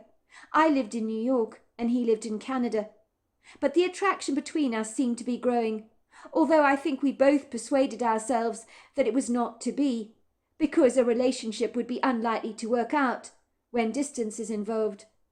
I was staying in a cottage on the premises that overlooked a lush wood grove of trees, where in the furthest distance you could see the smouldering silhouettes of the mountains that seized the skyline with their prominent curvaceous signatures.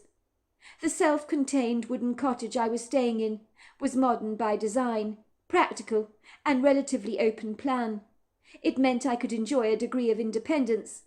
Viola had even provided me a car for my trip here, so that I could drive around the local area if needs must, to enjoy a little exploration on my own.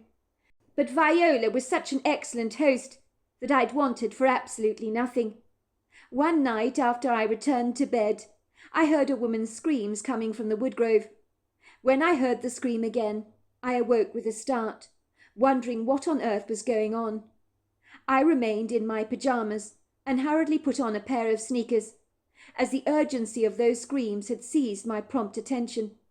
I removed a cast-iron fire poker from the fireplace as a makeshift weapon. I took a torch from the kitchen and ventured out into the night, almost as if I was adapted to nocturnal activities, which I most certainly was not.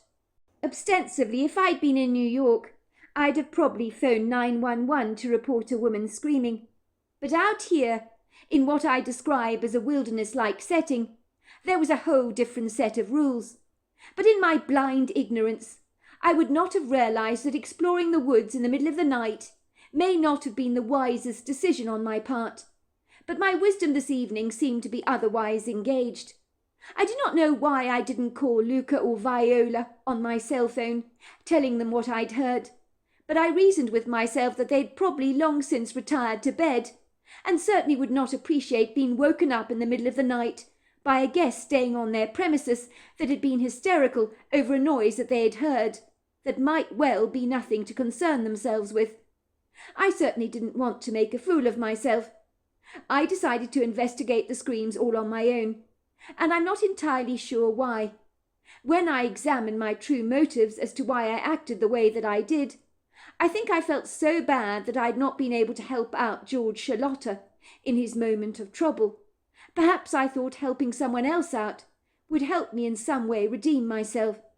So there I was out on a summer's night, where a cool mountain breeze was whipping very gently against my face, as in the mountains at night, even in summer the temperature can dip.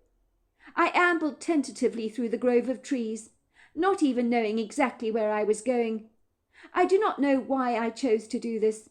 I am not what I would consider to be a courageous person by any manner of means, nor am I particularly comfortable about stumbling around in the darkness like a blind man in unfamiliar territory.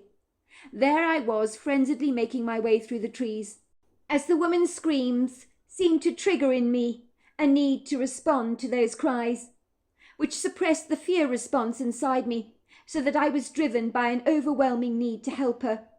The woman's cries for help became very pronounced. "Someone! Is anybody out there? Please help me! Please help me! Please! Please help me!"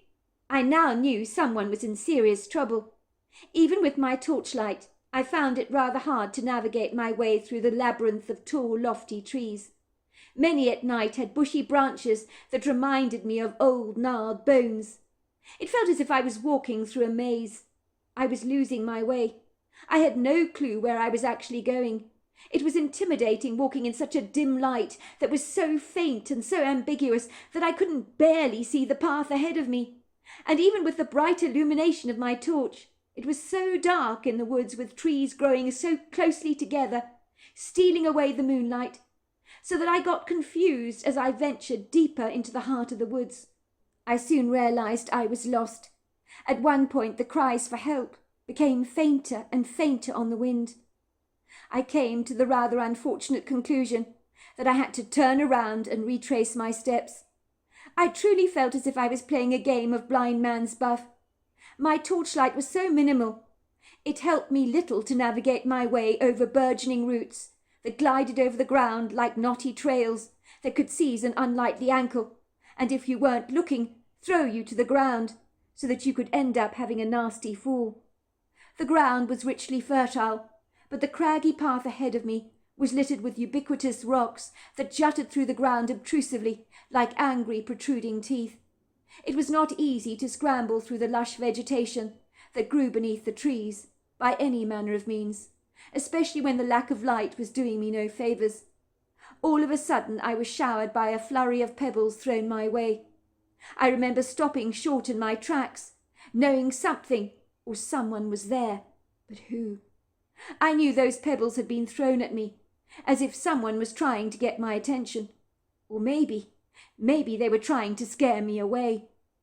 My body froze to the spot. My heart galloped violently in my chest. I was suddenly filled with such an aching, dreadful fear. It was making my temples throb. I wanted to forget all about the woman's cries for help and hightail it as fast as I could back to the cottage. But my body was disabled by a crippling, paralysing fear. It felt as if I was unable to move forwards, almost as if I was rooted to the spot like one of the trees in the woodgrove. My slim legs had become like thick concrete blocks that were impossible to move. "Hello? Hello?" I called out nervously. "Hello, is anybody there?" I threw the light of my torch through the trees. "Hello? Hello, is somebody there? Please, please answer me. Is someone there? This isn't funny, you know. Please, please. Who threw the pebbles at me? I know you're there. Show yourself." It was then that my torchlight picked up this tall, lofty silhouette, as dark as the night, covered in long, flowing hair. My heart was now thunderously booming in my chest, beating against my rib cage. That was when I saw him, and there are no words to fully describe what I saw, staring at me through the curtain of darkness, with a shape so gargantuan and so daunting, I felt as if I might just faint from the sheer shock of it all.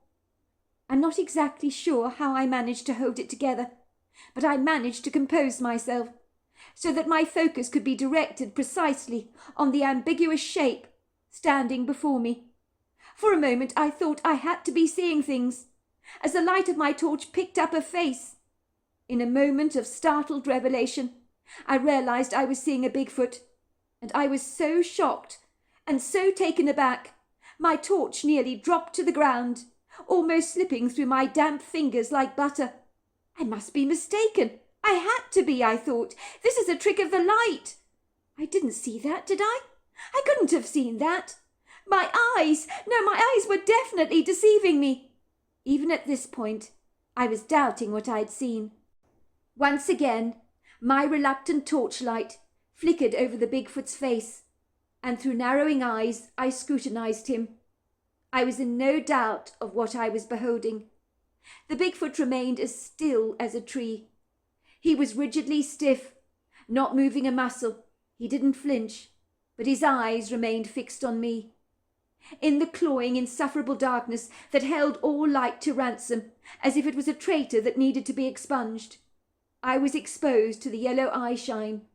Bright eyes pierced through the darkness like traffic lights that you could not miss. My first thought was, "Oh my God, is this Bigfoot going to hurt me? Does he impose a threat to me? What does he want with me?" As these questions kept clawing their way in my mind like ugly gnarled roots, the weirdest thing happened. A voice appeared to pop into my head and said, "I'm not going to hurt you. Come this way. You need to help her. She's trapped. I would help her, but I know I would scare her too much. So you need to do it." When I heard the Bigfoot's voice in my head, I was not sure what to think. Was I going stark raving mad, I wondered? How could someone speak to me in my head like that?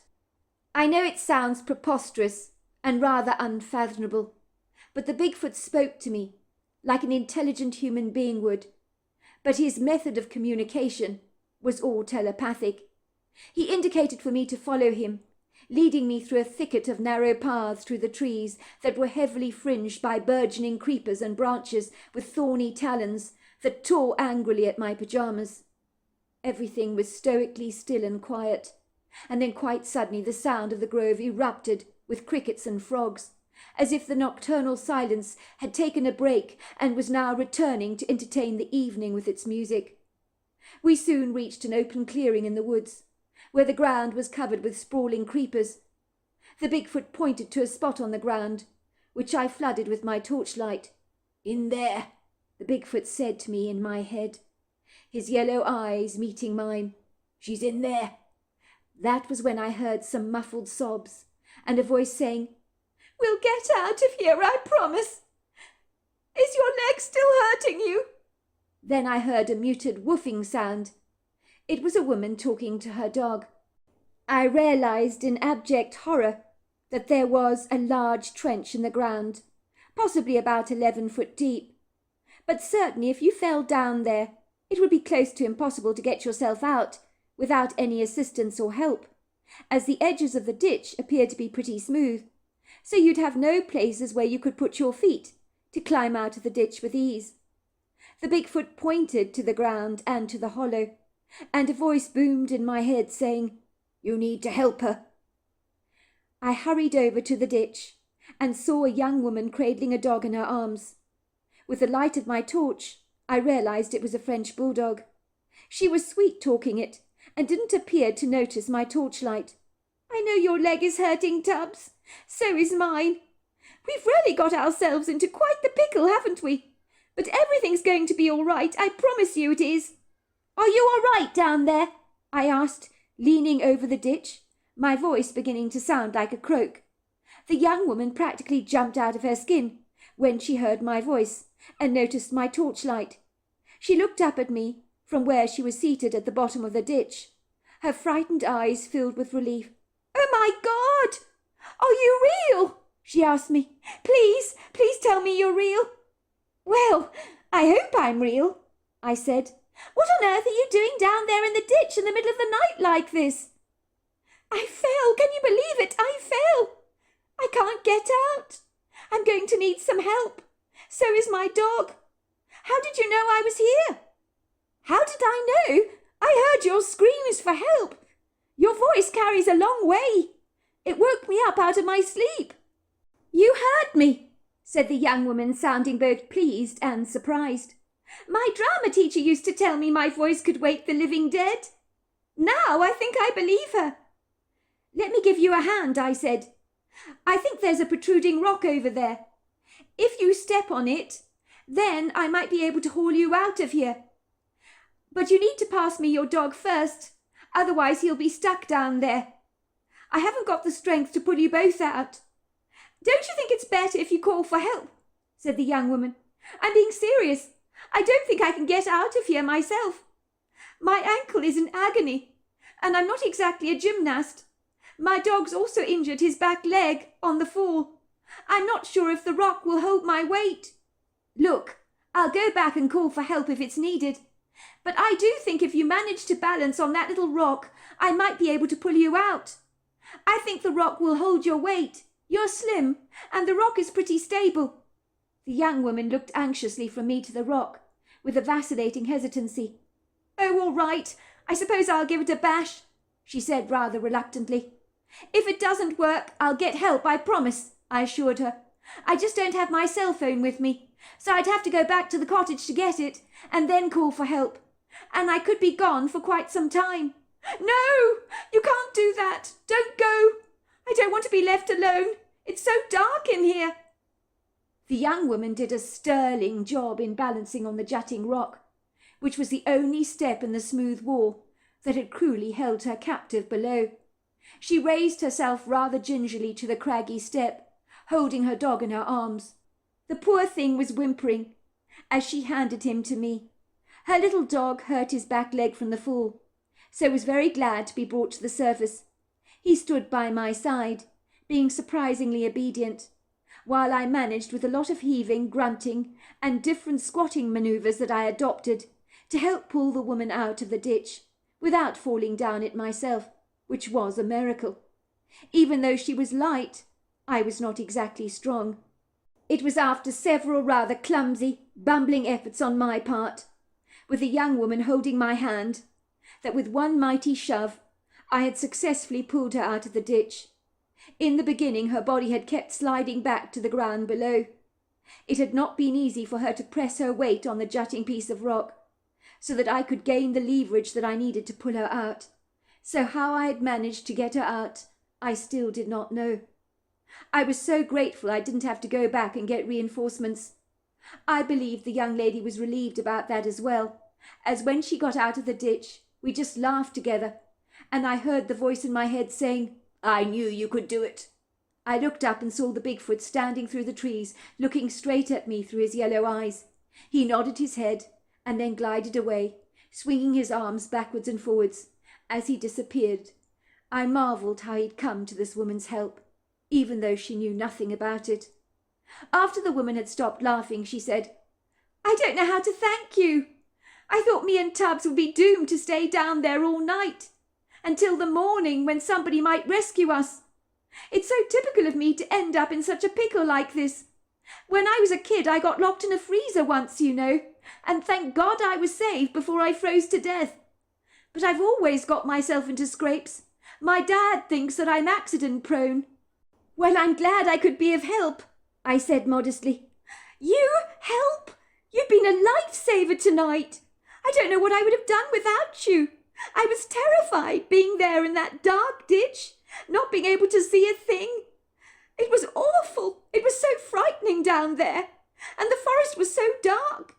And at one stage the crickets and the frogs weren't even singing. It was so ominous. Lesson number 1 is to never go running into a grove of trees at night." "That might be a good idea," I laughed. "My ankle is really killing me," she told me, as she bent down to examine it. It did look rather swollen. "I think I sprained it when I fell into the ditch. I know Tubbs has hurt his back leg as well. It was a nasty fall for the both of us. I'll have to take him to the vet in the morning to have him checked out. I just hope he hasn't broken anything." "I don't think he has. It just looks like a sprain to me," I said. "He's such a naughty dog, you know. This is all his fault. I can never be angry with him, though. Tub means the world to me." I know what you mean. He's rather too cute to be angry with. The young woman was cradling the French bulldog in her arms, playing with his ears. You're a naughty boy, Tubbs, she said, kissing his head affectionately. The woman looked up at me apologetically, especially when she realised I was still wearing my pyjamas, with sneakers on my feet. I guess she thought she owed me an explanation as to what she was doing in the woods in the middle of the night. It was as if she was reading my mind, because she said, I was running after my dog Tubbs. He rocketed into the trees. He fell into the ditch first, you see. I heard his anguished cries, and then I ran after him and fell into the ditch as well. I had absolutely no idea there was a huge dip in the ground. I never saw it coming. But then I was using my cell phone light at the time, and it was pitiful, let's not kid. Well, it is pretty dark in here, I admitted. It's easy to fall down a ditch, with all the vines growing over the hole, covering it. I'm only glad I heard your screams. Thank God you did. My cell phone got damaged during the fall, she said, pulling out the shattered cell phone from a pocket of her jeans to show me. I couldn't call for help, so I screamed, in the vain hope that someone might actually hear me. I knew that there was a house near the woodgrove, and as I told you, I've got a voice that can carry. I was so hoping someone would hear me, but I wasn't exactly confident that anybody would come to my rescue. And then there you were, like an answer from God. What exactly happened? I asked her. I mean, it's late at night. What were you doing here? I'm sure people in these parts don't make a habit of scrambling around the woods unless they're coon hunting or something. I know it's very late, she admitted. My boyfriend broke up with me this evening. I felt so hopeless, so lost. Everything was all over the place in my mind. I was tossing and turning restlessly in my bed, crying my heart out. I couldn't get to sleep. I really loved him. I couldn't believe he dumped me like that. So I decided to take a drive in the middle of the night. I always find that when I take a drive, when I'm in a bad place, it helps ease my mind. I find it soothes my anxiety, you see. I suppose I can understand that. I also find driving rather soothing. It helps me when I'm feeling low. I do it myself regularly, when I'm in a bad place, I suppose. So I get where you're coming from. I was having a cigarette in the car, I'm afraid. I haven't smoked cigarettes for many months now. I gave up the nasty habit. But after Jason broke up with me last night, I was literally gagging for a cigarette. They help calm my nerves, you see. So I pinched a packet from my father. I parked my car opposite the grove of trees on that sequestered country road through there. I brought little Tubbs along with me for the ride. He's always such great company. He was seated in the front seat next to me. Normally he's reasonably well behaved, but tonight he had other ideas on his mind. I unwound the window to let out the smoke from my cigarette. In a trice, Tubbs saw some rabbits darting across the road, running into the trees. He began to yap excitedly. You know what dogs are like. Before I could stop him, he impulsively jumped out of the car window and ran after those rabbits like a bat out of hell. There was nothing I could do to stop him. He just disappeared into the trees. I had to get out of the car to chase after him because he was gone. I kept calling him, but he willfully ignored me, refusing to come back. That dog can be incorrigible at times, especially when he sees a rabbit. He then conveniently forgets who I am and becomes selectively mute. I just remember thinking that this was going to be one hell of a wild goose chase. I was worrying I wasn't going to get poor little Tubbs back, because he gets himself into some sticky situations at times. I was cursing myself for having wound down the window.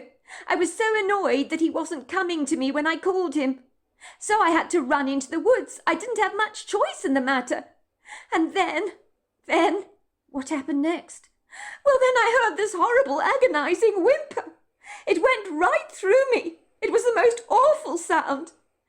I knew it was Tubbs. I knew he'd got in some terrible trouble of some kind. I thought he was hurt. I thought a wild animal might have grabbed him and was trying to tear him limb from limb. I ran with my heart just booming in my chest straight after him. I guess I didn't really look where I was going. The next thing I knew, I was flung right off my feet into the ditch. To my surprise and great relief, I found Tubbs had also met the same fate as I did. In fact, when I ended up at the bottom of the pit, or the ditch, whatever you want to call it, I actually burst out laughing for a while, even though I was in agonizing pain, because I was covered with the warm welcome kisses from Tubbs's tongue. It was such a relief to see he was all right. Oh, goodness gracious me, that is some story. I can't believe you both fell down the same ditch. It's incredible. Well, as you can imagine, Tubbs was thrilled to see me. I think he forgot about the rabbits he was chasing. But my ankle was in agony, and so was his back leg. I screamed for help, especially when I discovered my cell phone had broken and I couldn't call anyone for help. I didn't know how long I would be stuck down here, until you came along to save the day, or the night if you like. Goodness gracious me, I've never had such a shock in all my life. It was one hell of a shock to be flung down this ditch, let me tell you. I'm sorry that such a horrible thing had to happen to you, I said. That naughty dog of yours led you straight to the ditch, but at least you're all right, and at the end of the day, that's all that matters. Thanks to you. My name is Fee, by the way, and you are? Adeline. That's a nice name. Adeline. I like it. I mean, can you believe it? Said Fee, holding her French bulldog tightly in her arms, close to her chest, and looking down at the ditch from which she had fallen. It was my birthday today. Jason broke up with me on my birthday. Now tell me, who does that? Who does that? Maybe he was just too tight to buy you a present, I teased. Happy birthday, by the way. I'm quite sure this is one you won't forget in a hurry, as falling down a ditch is not an experience that you're easily going to forget. Well, it is true, Jason did not buy me a present, but he's not usually mean with his money. He did buy me a bouquet of flowers, and then he took me out to dinner earlier in the evening, as I told you. Then he said he had something important to tell me. I thought... You thought what? I asked. I thought he was going to tell me he loved me, that he couldn't imagine his life without me. I thought maybe he was on the verge of proposing to me. How stupid can I be? I thought he was going to pop the question. Can you believe I was such a mug? We've been together for over 4 years now, and I really believed our relationship was going swimmingly. And then he said those words, said Fee. Oh, I can't bear to even think about what he said to me. It was so humiliating, said Fee, looking woeful, tears trailing down her cheeks, which she wiped away with the back of her hands. What did he say, Fee? He said, I'm sure you agree it is not working out between us, Fee. I think we should call it quits on our relationship, don't you? I never saw this coming. I thought he was pulling my leg at the time, I really did, having a joke at my expense. But he was being deadly serious. I was so grievously hurt. I got up in the middle of the meal and walked out of the restaurant in floods of tears. Everybody was staring at me. It was so humiliating, I just wanted the ground to swallow me whole. But can you believe it? He was so not a gentleman. He didn't even bother to come after me. Can you believe that? Well, he sounds like an awful person, I said. Well, I took an Uber taxi home. I didn't want that man driving me back from the restaurant. I wanted nothing more to do with him. When I got home, I got all these apologetic texts from him on my cell phone, saying he was sorry, but it was for the best that we didn't see each other again. And he was sorry things had ended up on such a sour note between us, but he hoped at some point that we could be friends again. You know the sort of thing, blah, blah, blah. I'm so sorry. That's tough, I said. You're telling me it's tough. I hate him. I hate him for this. I really hate him. Well, you know what? I think you're well rid of him, Fee.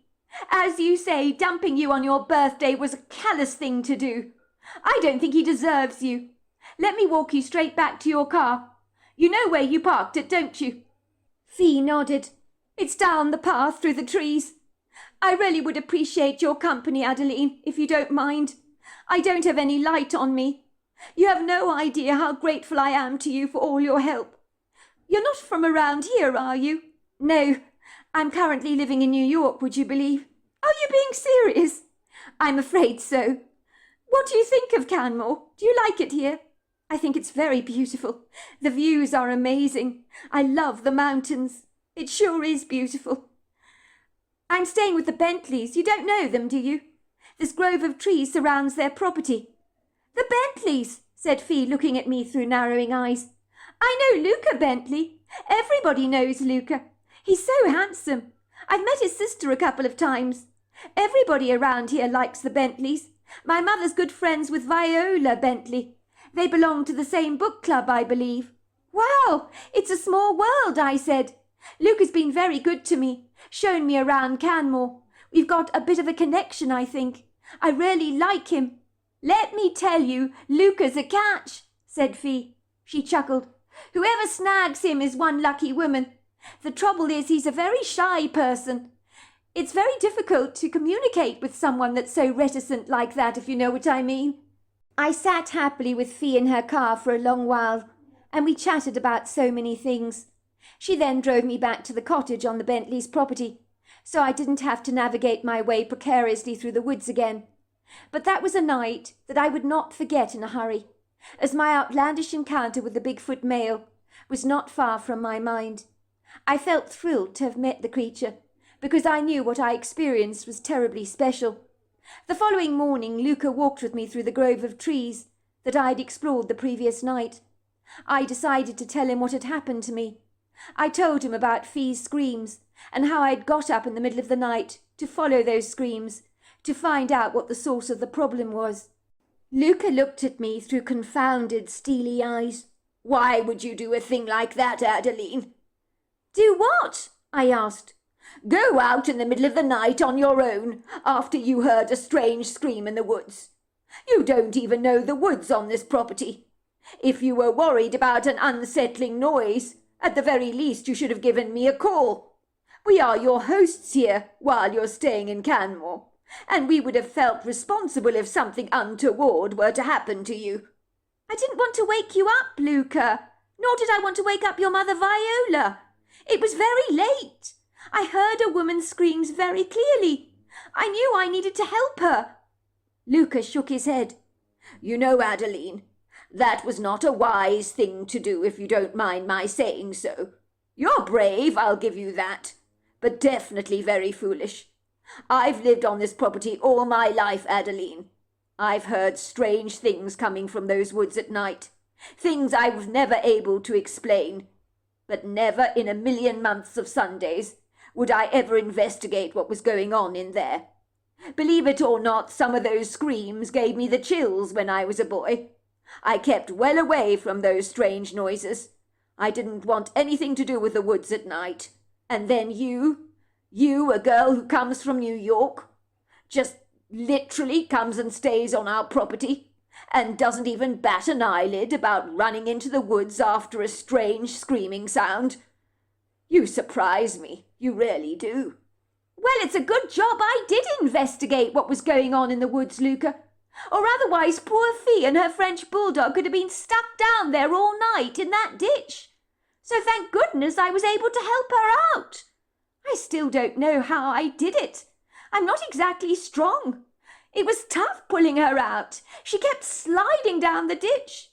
Anyway, Fee strained her ankle really badly, and her dog, I think, twisted the back of his leg. The poor thing was in terrible pain, but luckily he didn't run off again. I think he was in shock. You must be talking about Fee McGregor. She lives in these parts. A very nice girl she is. I've known her for many years.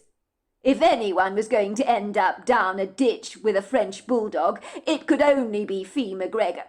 The girl is notorious for getting herself into heaps of trouble. And that French bulldog of hers, Tubbs, is one big bundle of mischief. He's fixated over rabbits, I believe. He sees a rabbit and shoots off after it like a bullet. One time he went missing for 2 whole days. Everybody in town was looking for the dog. He'd fallen down an old drain after chasing after a rabbit. But he didn't learn from his mistakes. Absolutely not. He hasn't lost his interest in rabbits one little bit. Don't be mean, Luca. I mean, Tubbs is a cute little dog. And you can't blame him for what happened last night. Well, maybe you can. I suppose he is indirectly responsible for Fee ending up down a ditch. Well, they're both as bad as each other, aren't they? Said Luca, chuckling. I mean, honestly, those two, dog and owner, are exactly alike if you ask me. I just feel so sorry for Fee. I mean, she had the most awful night last night.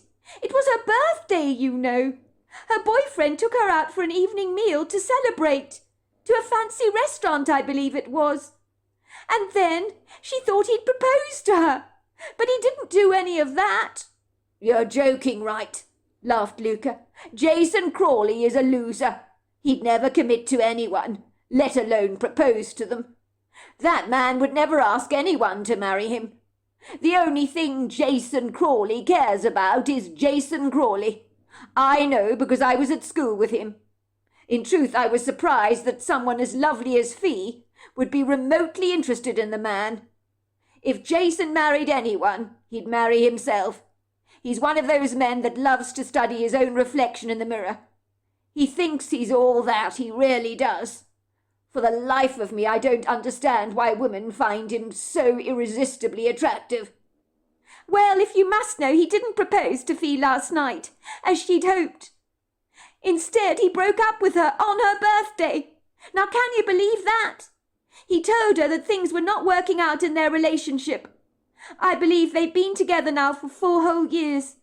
I mean, how inconsiderate and selfish do you have to be to break up with someone on their birthday of all days? Who does that? Luca let out a low whistle. I've got to hand it to Jason Crawley. He certainly knows how to pick his magical moments.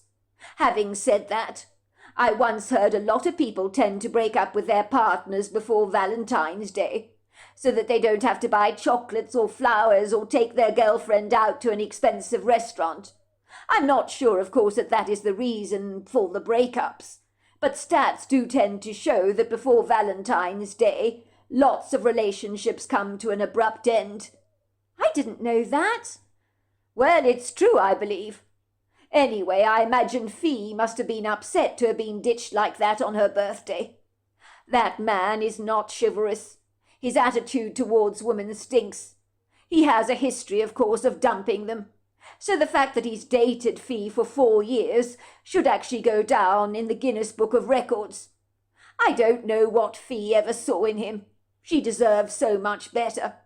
I warned her not to get involved with him, but she never listened to my salient advice. I guess she was too smitten by him to see sense. I agree. The man is a piece of work. I know I've never met Jason Crawley, but from what you've said, he sounds like a considerable creep. I just feel so sorry for Fee. I really like her, you know. She's so broken up about this. I genuinely think she believed that she would marry Jason one day. So I guess in a way her dreams have been shattered. She's well rid of him, if you ask me, said Luca. A girl like Fee can do so much better than Jason Crawley. He shook his head sorrowfully. Why is it that some women are attracted to the most awful men who treat them like the turd on their shoe, and yet they go back again and again for more and more bad treatment? I've never understood it myself. So tell me, Adeline, what on earth was Fee McGregor doing in our Woodgrove of all things? Let me guess. It was that French bulldog of hers, wasn't it? Tubbs up to all kinds of trouble again, said Luca, breaking out into a huge grin. How did you know? How did you know it was Tubbs? I just guessed. That dog of hers. He has a bit of a reputation, you know. Well, Fee told me she went home, you know, after she'd been to the restaurant with her boyfriend. She was upset about the breakup with Jason. She tried to get to sleep, but she had a very restless night and got incredibly upset. So that was why she took a drive during the night, bringing little Tubbs along with her for company. She told me she'd given up cigarettes a long time ago, but she pinched some from her father. She was upset, so she had to have a cigarette smoke to calm her down. She found a pretty place to park her car opposite your grove of trees, so she could enjoy a view of the night sky. She says she finds stargazing eases her nerves. It seems to me a lot of things appear to ease Fee's nerves, like stargazing, smoking cigarettes, going out for drives in the middle of the night, running in the middle of the wood grove when it's very dark. Lots of things appear to be calming that young lady down, and then she ends up in all kinds of trouble as a result. She was upset, Luca. People often turn to things when they're upset. I mean, some people might turn to food, others drink, drugs, cigarettes, even exercise. Luca nodded. You make a good point there, Adeline. Perhaps I'm being too hard on Fee. It's true, when I'm upset, I suddenly have a very sweet tooth. Unquenchable cravings, you could say, for anything dripping with nectar. When my mother, Viola, told me that George Charlotta had died, and I realized I was never going to get to meet my mother's father, my grandfather, I was grievously upset about that, as you can imagine. So I went off to the Milky Way, and I had 2 milkshakes and waffles with maple syrup and ice cream. So I get exactly what you're saying. I think that day all I wanted was to indulge in the sweetest things I could find. I had an insatiable appetite for all things sweet. Well, there you go then. I proved my point. I guess for Fee, cigarettes and a night drive were her go-to drugs. So that's what she was doing, having a smoke. She opened the car window like you do if you're smoking to release some of the smoke and drop the ash to the ground. She said there were some cute little rabbits darting across the road. As you can imagine, her French bulldog Tubbs began to bark excitedly when he spotted the rabbits. The next thing she knew, Tubbs had jumped out of the window and given the rabbits chase. They ran into the woods, with Tubbs following behind. She scrambled after her dog, who didn't come when she called him. Luca laughed. I might have guessed that is what happened. I told you that dog of hers is predictable. He's fixated on rabbits. Once he's got a dead rabbit caught up in his jaws, I believe he refuses to let it go. Fee had to struggle with a stick once to prise a dead rabbit out of his mouth. The dog refused to let his trophy go. The rabbit was crawling with maggots. I gather it stank the entire house out. Fee said that Tubbs had a breath on him that smelt worse than death and decay itself. I laughed at the thought of Tubbs refusing to let go of a stinking dead rabbit infested with maggots. That's hilarious, I chuckled. You've got to admit, Luca, Tubbs is quite the character. That dog's a little comedian. I can almost see him scampering off into the woods with poor Fee McGregor chasing after him, screaming blue murder, saying, "Get back here, you naughty dog." I wonder if Tubbs enjoys provoking her, winding her up, so to speak. He certainly doesn't like to listen to her. The worst thing of all is navigating those woods at night, with only a cell phone for company. It's not going to get you very far, with all those burgeoning creepers encroaching across the ground like that. It's hardly any wonder that both dog and owner sustained a nasty fall. But it could have been worse, I suppose. Thankfully, they didn't break any bones. Those woods are suffocatingly close at night, said Luca. You're not going to see much with a cell phone light, let me tell you. I think Fee McGregor was foolish to go after Tubbs. She should have remained at her car and continued to call him. Maybe he'd have come back to her. She shouldn't have gone after him like she did. What are you girls like? You're no better, Adeline, are you? You went in search of those screams in the woods, determined to find answers, and that wasn't exactly a salient thing to do of you. Well, I don't think either of us had much choice, really. Fee certainly didn't. She needed to go after Tubbs as soon as she could. If Fee had stayed at her car, Tubbs might have been stuck in that ditch. And as for me, I knew someone was in serious trouble and they needed my help. I couldn't just leave them in the woods, could I? I suppose you're right. But I still say, Adeline, without sounding like a broken record, that I wish you had contacted me and told me what was going on. You're asking for trouble running around in the woods in the dead of night, if you can't see the hell where you're going. I can't say I'm remotely surprised that Fee fell down a ditch. As you were saying, it could have been a whole lot worse. I'm just glad it wasn't. You're telling me? I mean, I had a torch with me, and I really struggled to find my way through those trees. It was more than a little intimidating, scrambling around in the darkness, with those roots trespassing across the forest floor, not to mention jutting rocks and pieces of driftwood lying loosely across the ground. Anyway, as Fee was calling after her dog, that was when she heard a whimper. She knew that her dog was in trouble. Her first thought was that a wild animal had attacked Tubbs. So she freaked out, let me tell you. That would have been terrifying for Fee, Luca agreed. Whatever you may say about Tubbs, let me tell you, Fee loves that dog. She told me she was terribly afraid. She increased her running pace. The next thing she knew, she had gone flying down the ditch as well, landing at the bottom of it with a mighty thud. She twisted her ankle really badly. It would seem her cell phone got badly smashed during the fall, so she couldn't call anyone for help. Fee was to discover that Tubbs had fallen down the same ditch, where she found herself, so she was relieved to see he was all right. But I think that Tubbs did something to the back of his leg. He was limping. He couldn't put his weight on his back paw. But she's taking him to the vet, this morning. Luckily your family's guest cottage overlooks the trees, so that was why I heard her cries for help. It was definitely a woman's calls. I knew it wasn't an animal or anything like that. I think after your grandfather died in the flat above my head, and I didn't know a thing about it, I felt so bad that I was unable to help him. So I knew I couldn't ignore those screams in the wood. So I took a fire poker with me from the cottage as a defensive weapon, in case someone was being attacked, along with a torch, and I went to see what was going on. But I also forgot to take my cell phone, which was a very stupid thing to do. Well, it is rather hilarious, Fee falling down a ditch like that, I have to admit, Luca said. Why don't you show me where this ditch is? Because it sounds like it needs to be filled in. It would be a horrible trap for wild animals and people to fall down during the night, and this isn't the first time that something like this has happened. We walked around in the wood grove until I reached the location where the ditch had been, as I'd remembered the landmarks reasonably well. I could see some of the burgeoning vines had been pulled away. The ground had been visibly cleared. What's wrong? Asked Luca. You've gone as white as a ghost. The ditch was here, I told him. It's been filled in. The vines have been pulled out. I promise you this thing was about 11 foot deep, Luca. I'm not exaggerating. It was here last night, but it's gone. It's not here anymore.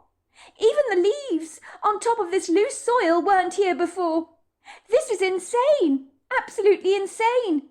If I didn't know any better, I would say I dreamed the events of last night. But I assure you I didn't.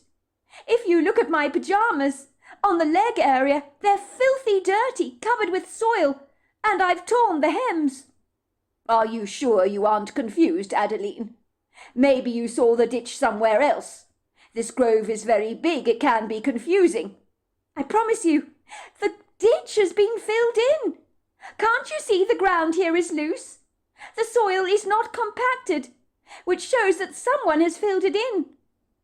I walked over to some loose leaves and pulled them away. Look at this, Luca. Luca stared at the ground incredulously. Those are human footprints, but they can't be. They're far too big to be human, and they're certainly not a bear's. Bears don't have toes. That's because they don't belong to a human, Luca, nor do they belong to a bear. They belong to a Bigfoot. What are you talking about, Adeline? I missed one part of the story out, Luca, because I wasn't sure you'd actually believe me. But you can see these footprints are too big to be human, so maybe you'll believe the rest of my story. Sorry, said Luca. You're losing me, Adeline. What are you saying? I didn't tell you everything that happened last night, Luca, I'm afraid. But I actually seriously lost my way in the woods. It was very scary. Like you were saying, it's so easy to get lost in the wood grove in the middle of the night, with a labyrinth of paths spread out all over the place. I tried to follow the sounds of Fee's desperate cries for help, but they eventually became fainter and fainter on the wind, and I realized I was going in the wrong direction, that I had to retrace my steps. And that was when I got the shock of my life. Someone began to throw a whole pile of pebbles at me. I have never been so afraid. When that happened, let me tell you. They what? Asked Luca, looking bemused. Someone stopped me in my tracks, Luca. They threw a bunch of pebbles at me. As you can imagine, I was absolutely terrified because I knew someone was there. I felt as if I was being watched. And that was when I saw him. I couldn't believe what I was seeing. You saw who? I shook my head in frustration. I didn't know how to describe the Bigfoot to Luca. Well, I saw a dark, shadowy silhouette standing there in the trees. It was gargantuan in size. It had a human face and bright yellow eyes. I saw a Bigfoot, Luca. That's what I saw. A Bigfoot. But are you sure you saw a Bigfoot? I'm 1000% sure it was a Bigfoot. I was terrified. I bet you were.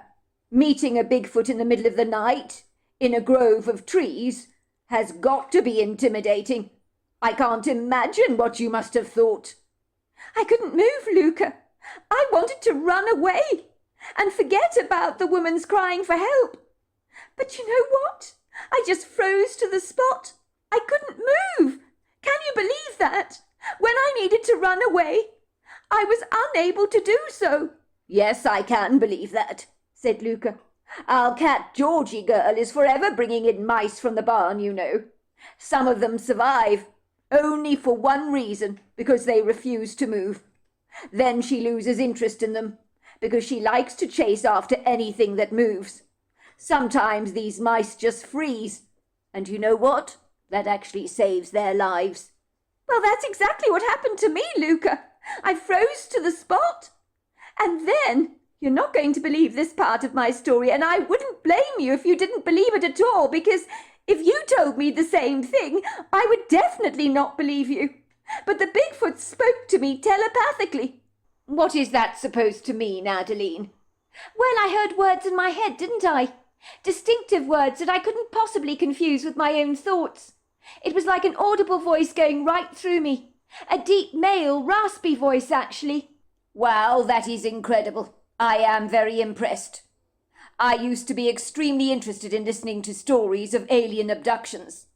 I wasn't sure, of course, whether I believed in them or not, and the accounts of these so-called people.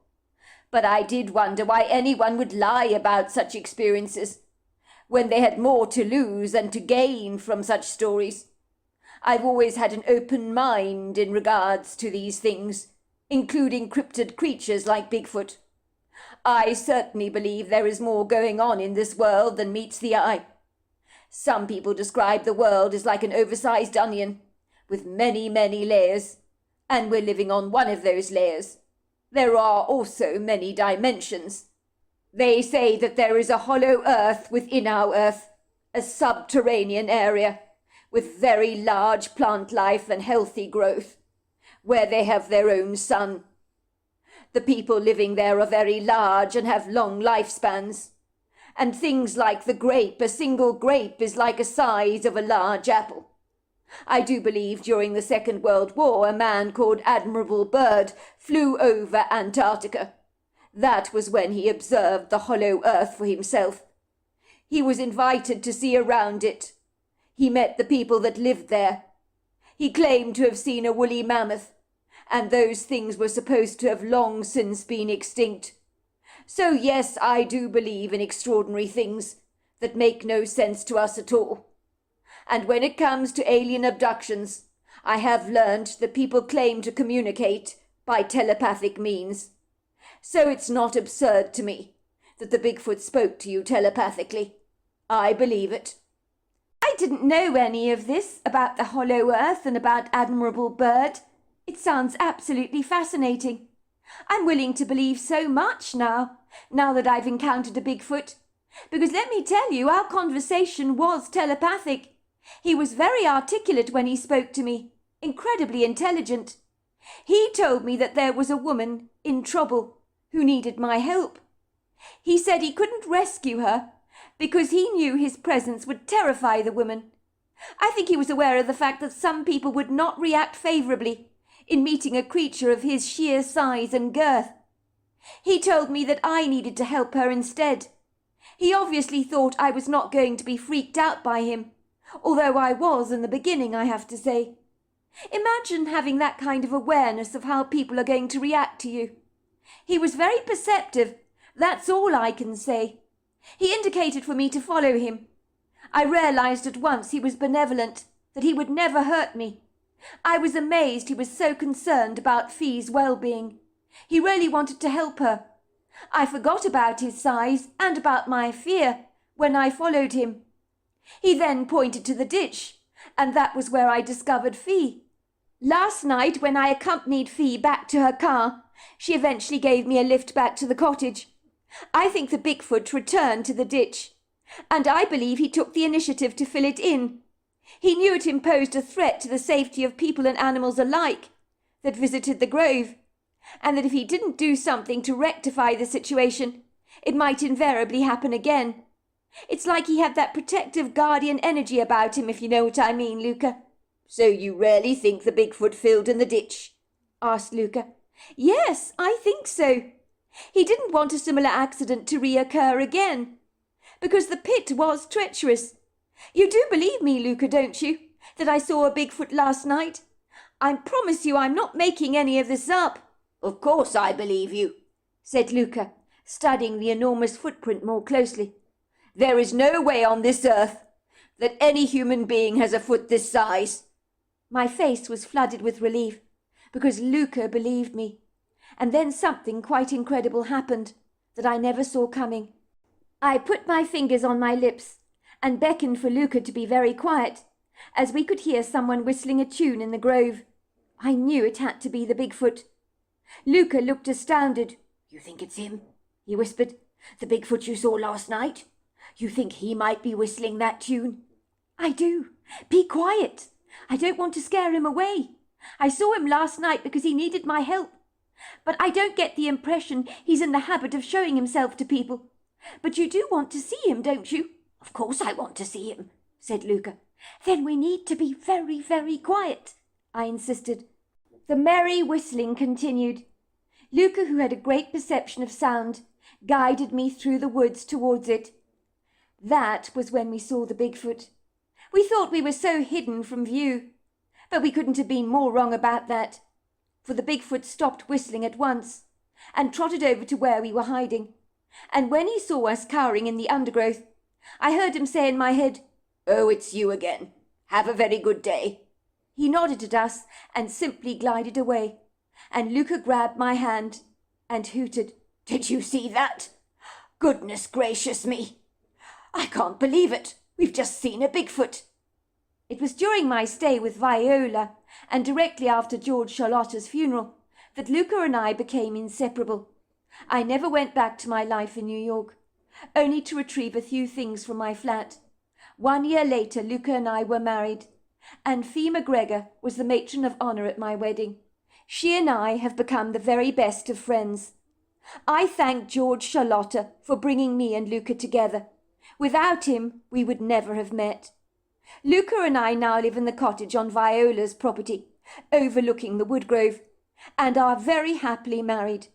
I have spotted the Bigfoot fleetingly, on 2 separate occasions, one morning when washing dishes at the sink. So I know he's out there, watching over the woodgrove as some kind of guardian. As for Fee's little dog Tubbs, nothing has changed in that regard. Even falling down the ditch and taking a sprain to his back leg has done nothing to sever his interest in chasing rabbits. Fee McGregor is now engaged to a lovely young man, and no longer regrets her breakup from Jason. In fact, she's very glad about it. So there you are. That's my story. Well, hello there. I hope you enjoyed the Omnibus edition. We've got many more coming our way for you to listen to. Sending you love wherever you are in the world, in North America, Canada, Kenya, wherever you may be. I send you lots and lots of love. Thank you for listening to my Omnibus, and I really do hope you enjoyed it, because that's the whole idea about it, is to give you some interesting stories to listen to. So until next time, goodbye and good night.